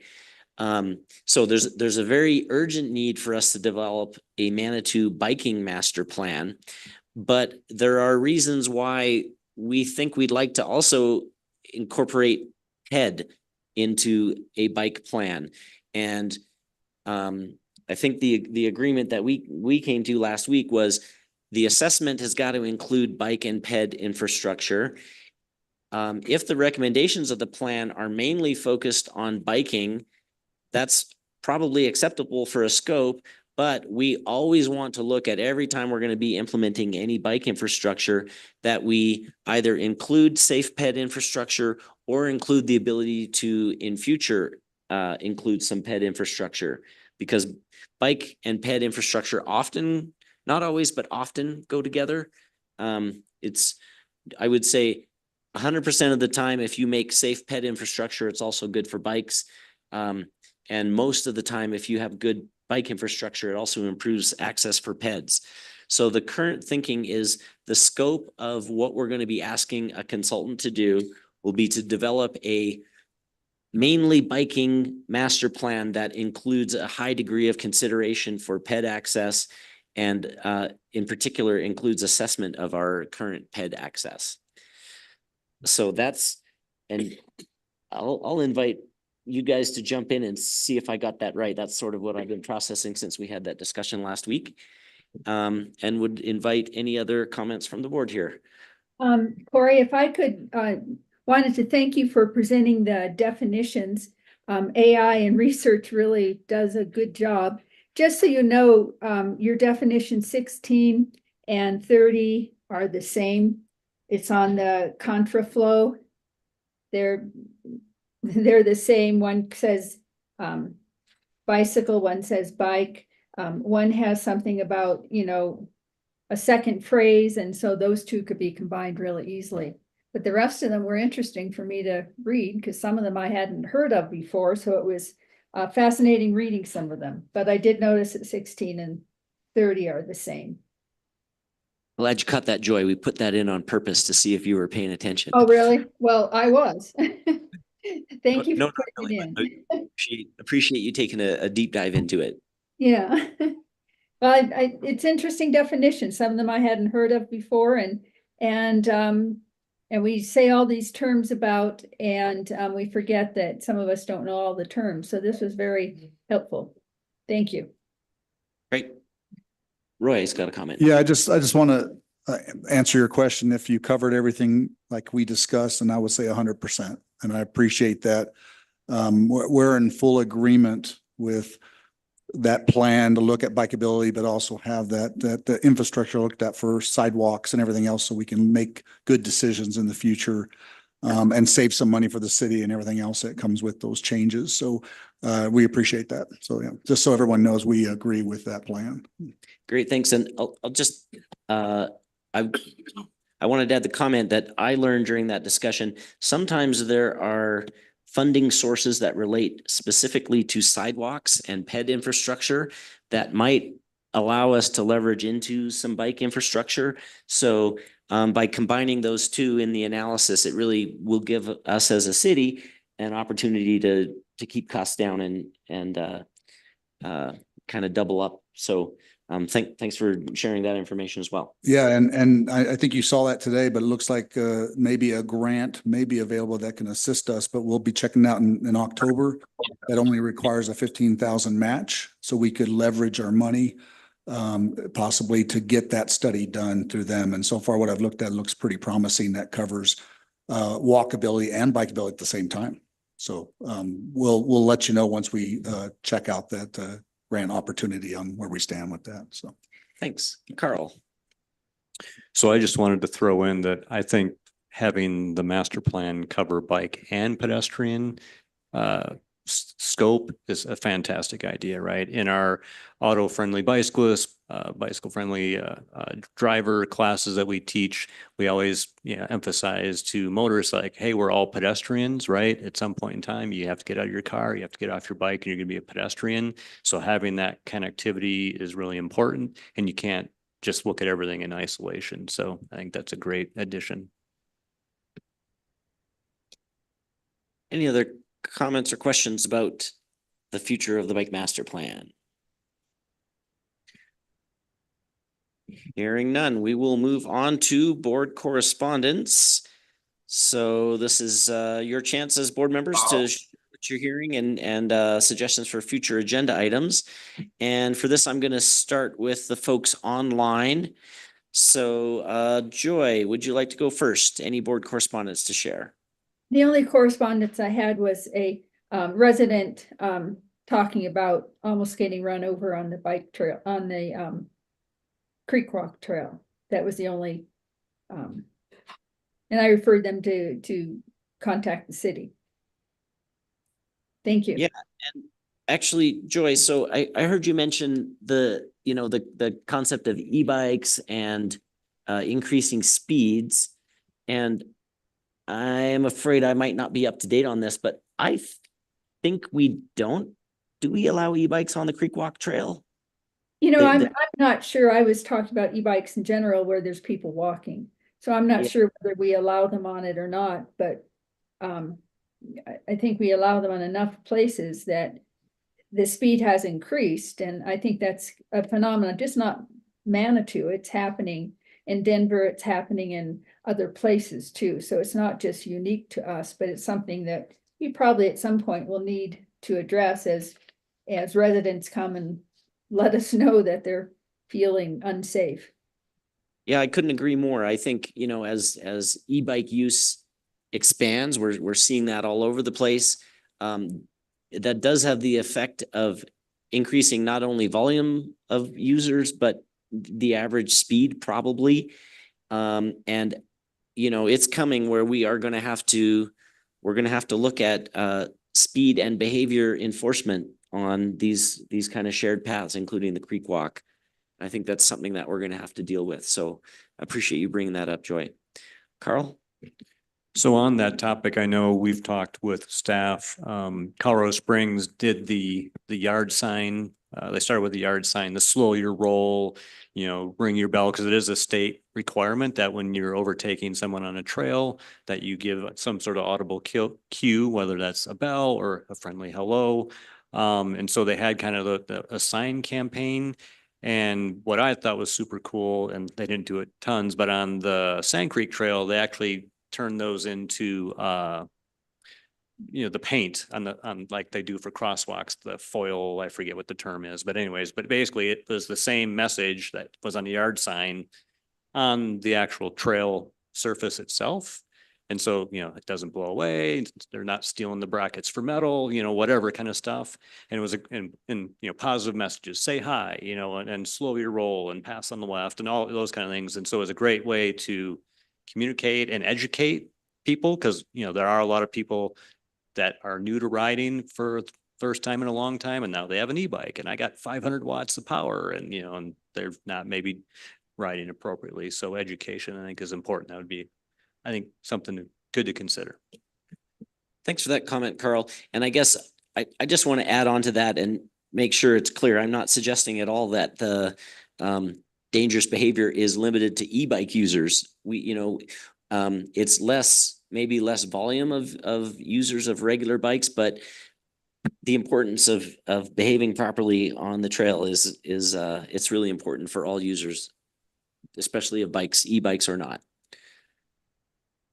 Carl, do you know if there are any results on its effectiveness? I have not heard of any data on that. I know the signs were pushed pretty heavily. But yeah, they all blew away. And so the paint was much more effective. But again, that was over on Sand Creek. And yeah, I haven't heard any data on that. I can share that I've heard direct responses from Colorado Springs Park staff that the signs are helpful, and at least the impression was that they're having an impact and they were welcome. And that's why they've moved into making them more permanent by painting right onto the path itself. So probably quite positive. Okay. Mr. Kerner online, any board correspondence, future agenda items?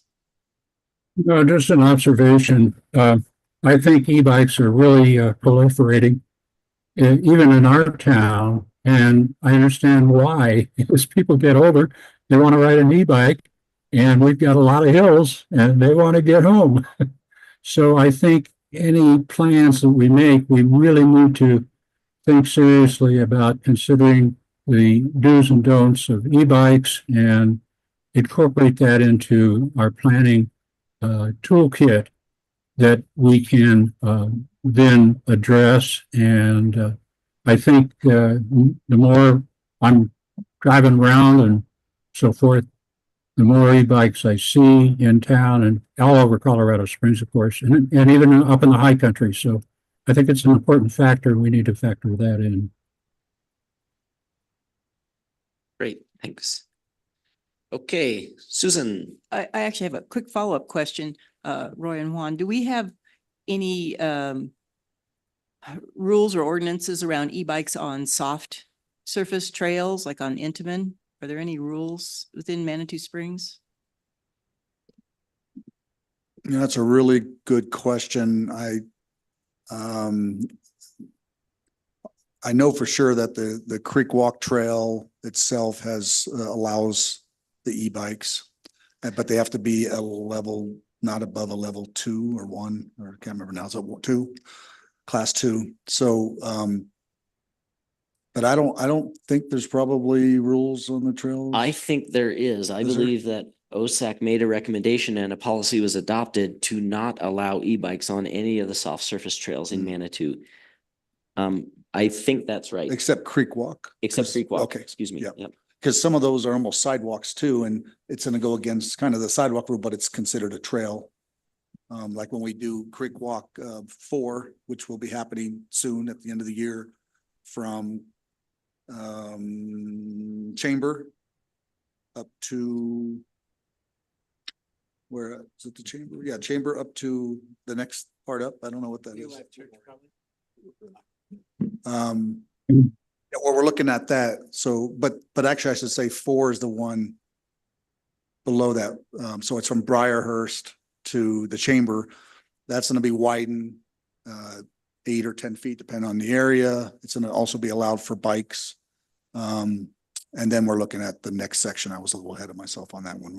We're actually just starting to look at that. So, but it does change it when it becomes a part of our creek walk trail system. And that's versus paved.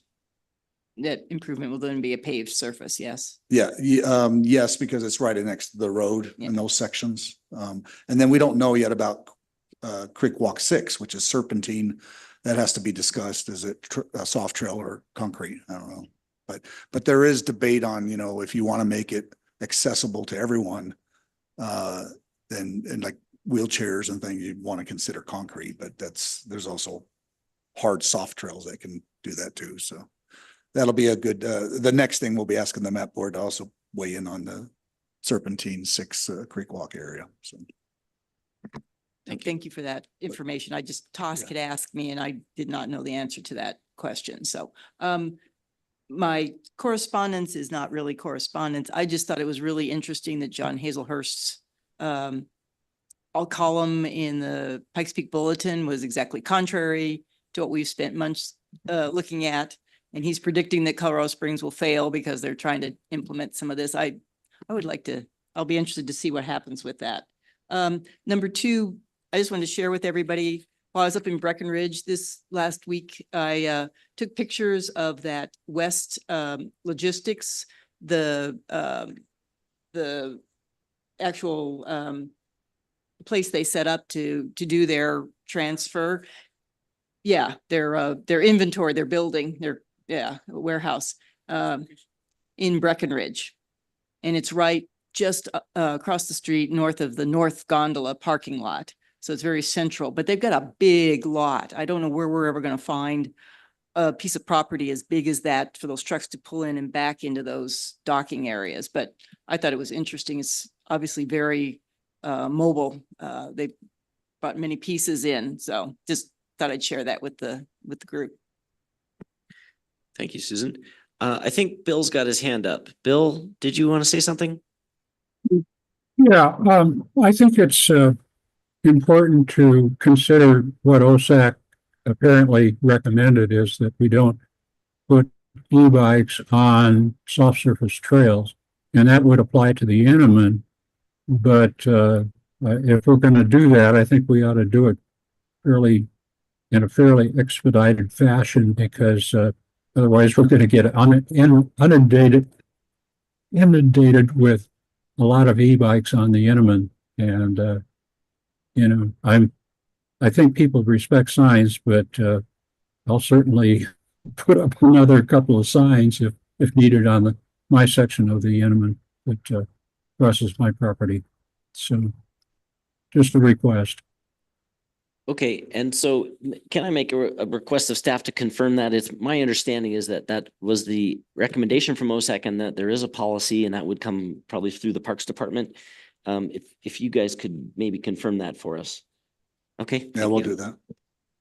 Okay, other board correspondence, Carl. So I have 2 items, like Susan, not really board correspondence, but one, Joan and I were over at Panorama Park on Sunday, celebrating the anniversary of the Pikes Peak Walkability Summit. And one of the interesting things discussed there is this next week is the National Walking Org is promoting drive free for a week. And so trying to challenge officials and leaders and general people to try and live without your car for a week. And the goal here isn't to go to Costco and buy a month's worth of groceries and just stay home for a week, but to actually put yourself in the role of someone who doesn't have a car and has to get to a meeting at 9 o'clock and take the bus and just experience all that, such that hopefully we can do a better job of advocating and implementing enhancements to improve their lives. And so just want to throw that out there in case you're interested. And then the second thing I wanted to mention, and this is more probably for Leslie Lewis, if she's studying this, chamber folks, But actually, Joan and I spent the first half of September, we rode our tandem from Munich to Venice. It's called the Alps to Adria route. And surprisingly, it's 350 miles and 80 to 90% of it was on trail. Half of the trail was gravel. But it's a regional, basically they connected a lot of existing infrastructure of various regions into this formal trail, and it draws a ton of tourism. There's multiple travel agencies offering to carry your luggage and do the hotels and stuff. And we passed one of the bike counters in Italy, and I think it was 55,000 riders already for the year. So think of how many hotel stays that is. That could be driving a lot of tourism. So maybe there's something like a Front Range corollary there. So just wanted to throw that out there. Thanks, Carl. My guess is that the chamber would be glad to hear about your experiences, so I encourage you to share that with them. Rolf? So the Manitou Springs Metropolitan District has donated 50+ spaces for the coffin races for the Wichita lot on that Saturday. They are also adding designated handicap spaces in the Schmischke lot also to help out that for the race day. And I probably won't be here next month, so I'll miss it, but I do hope that the chamber has a successful event. And Metro has partnered with them for this to make it work. Great news. Thank you. Luke? Yeah. So something that I've been making a pet project, and I'd like to continue this pet project on more of an official capacity, is safe routes to school. Manitou, like I was saying earlier, there's always a safest route, right? So if you're a kid and you're on the east side of town, and your goal is to get from east side of town to the elementary school, the middle school, or the high school, what is the safest route? Just because it is more dangerous than it could be, there is still a safest route. Are we all following me on that? So what I've done is I found a really nice app it's a website online, and you can go in and create routes. And what I've done is create a route from Fields Park, Mustang Field, to the elementary school, and from the elementary school to Fields Park, right? The one way is they're not always going to be the same path back and forth for multiple reasons. So I've done that for each of the schools. So there's 6 total routes of what I believe as a standard bicycle user, what's the safest way to get to school, right? And so as we dive back into the book study of just kind of assessing what we currently have, that's what I want to be my legacy on this map board. I want to create the safest routes to school, and I have my plugged in recommendations on this website of how I think the best way to get to school would be, and from school back to that same spot. Now there's 2 locations that I've chosen as kind of waypoint destinations. Well, of course, all the schools, but Mustang Field is a purposeful choice, right? Because one, it's on the east side of town. Originally I was going to say, okay, let's start at the edge of town, Buffalo Lodge, right? That doesn't make any sense. One of the reasons why I wanted to start at Fields Park is that there's parking there, right? We've all heard of the bicycle school bus. If we can get teachers on board with this and with parents on board with this, they can park their cars at Fields Park and then ride together to school and then ride back to that functional area and that space on the east side of town. For each of those schools, there's the east location, and I'll call it a mobility hub, right? The nice thing about Fields Park is because it's on the river trail, on the Creek Walk Trail, it's got bus connectivity, and it's got a parking lot. Right? Those 3 things alone are really good things for kids getting to school. On the other side of town, the Schmischke lot. If somebody's coming from the west side of town, I use that as a starting location for the very same points, right? It's a bus hub, and also it's a parking lot. If we're going to have teachers get on board with this and maybe be the chauffeurs, if you will, from kids to point A to point B, that's going to be helpful, is to have a mobility hub as a spot, because we're not going to eliminate the cars, and that's never going to be the goal. But as Manitou School District increases our Colorado Spring attendees because of our necessity to have a choice school district, I would really like to create it's what you do. It's how you do Manitou right. If you want to be a school that is a choice school, you show up to town, drop your kids at the edge of town, and have them ride with the teachers, and at least have a safe route. So that being said, I go along these routes, and like I said, there are 6 total. There's well, actually there's 12, right? Because you have one way and then the other way. And then you do that for each of the 3 schools from both the east side of town and from the west side of town. So there are a lot of different routes, and of course, a lot of them overlap, right? And so what I'd like to do is, and what I've done already, is I've gone from each of those locations, just taking pictures along the way. Where is the bike route? Where is standard users' belief of this is the safest route to school? And I think that, of course, right, this is up for debate, and not even debate. This is up for discussion of, should this be a bike route? Should this not be a bike route?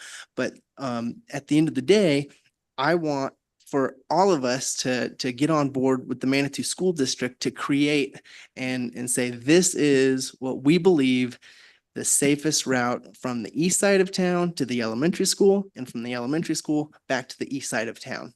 So there are taking pictures along the way of where I would put a bicycle route sign, right? You go ride your bicycle in Colorado Springs, for example, we'll go right next door.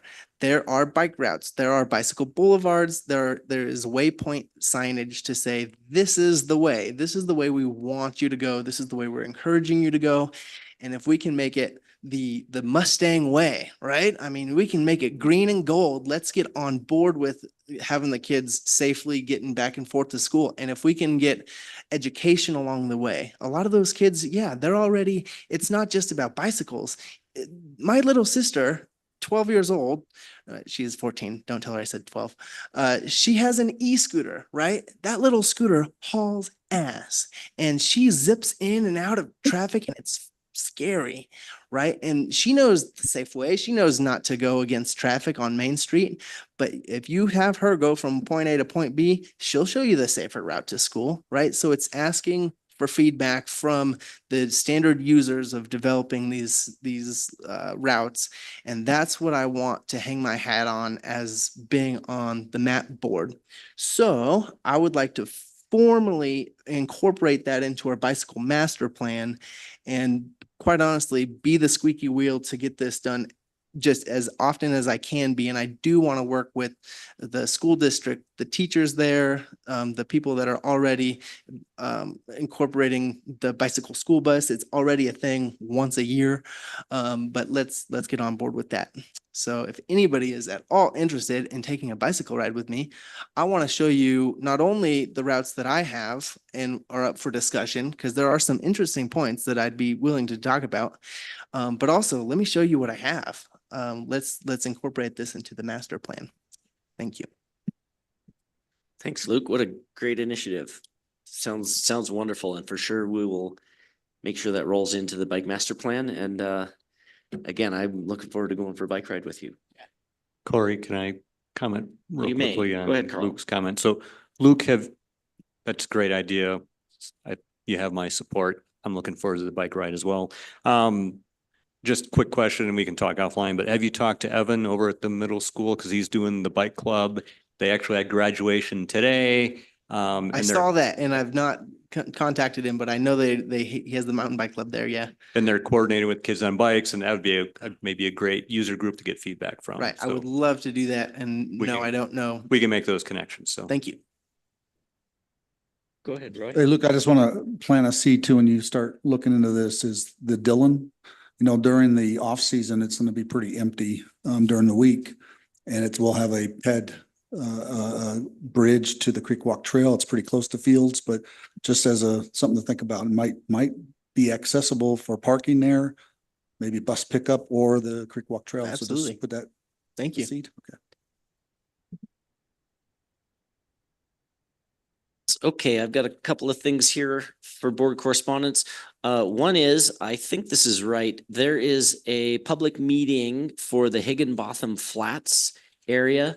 That's on Thursday next week. That'll be October 3rd. So that's a public meeting. If you've got ideas about the future of Higginbotham Flats, I know that's come up a few times here at this meeting. So I encourage everybody to attend that meeting if you're able. I'm planning to be out of town, so I don't think I'll be able to join, but would love to see some others from this board attending.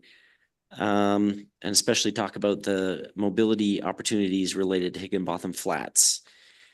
The second thing I wanted to mention is just to kind of close the loop on the E-trams. I wanted to clear up a misunderstanding that I had originally. The E-trams that we had here, they were, I think everyone knows we had some problems with those E-trams and they were being sent back. And I want to make sure that everybody understands, and my understanding is those are being sent back under warranty. So we are not going to be paying for those as Manitou. Is that about right? We decided we're returning them. They're going to we're doing a consignment and they're going to try to sell them. We're going to try to get as much money back as we can. So that we can look at the future with EV vans. These things are not worth keeping. Yeah.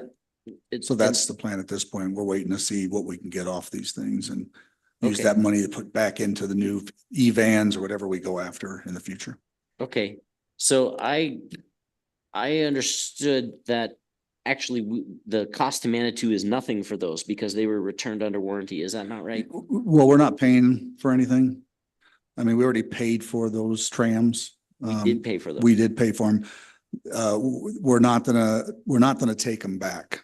Uh-huh. We've decided that it's not worth it. I see. They're not, we would get them back. We're not confident they're not gonna break again in a week. So, poor designs, but we have worked a good deal with the company and, we get 100% of what we can make off of them. So they agreed to, do that for us. So Okay, so it's not full money back, but they're gonna help us try to sell them for whatever yeah, we can get for we're them. hoping for about half back, but we'll take half. Okay, And we did use them for a summer and we did get good data. So from the end of the day of a pilot, this gave us good data that we can use and we realized we can run our own van system here. We know how to do it and that will pay dividends going in the future. Are the vans running right now? No, they're in Arizona, wherever they are. Well, not the E-vans, but is the service still happening right now? No. The reason I ask is because the signage is still up. Oh, then that will be removed quickly. Okay, thanks, Luke. okay, so thanks for clarifying that. So I was mistaken twice on that. Well, you probably weren't mistaken because initially we were looking at getting them repaired and getting them back. But after discussions and talking with council too, it's like probably not worth it. Okay.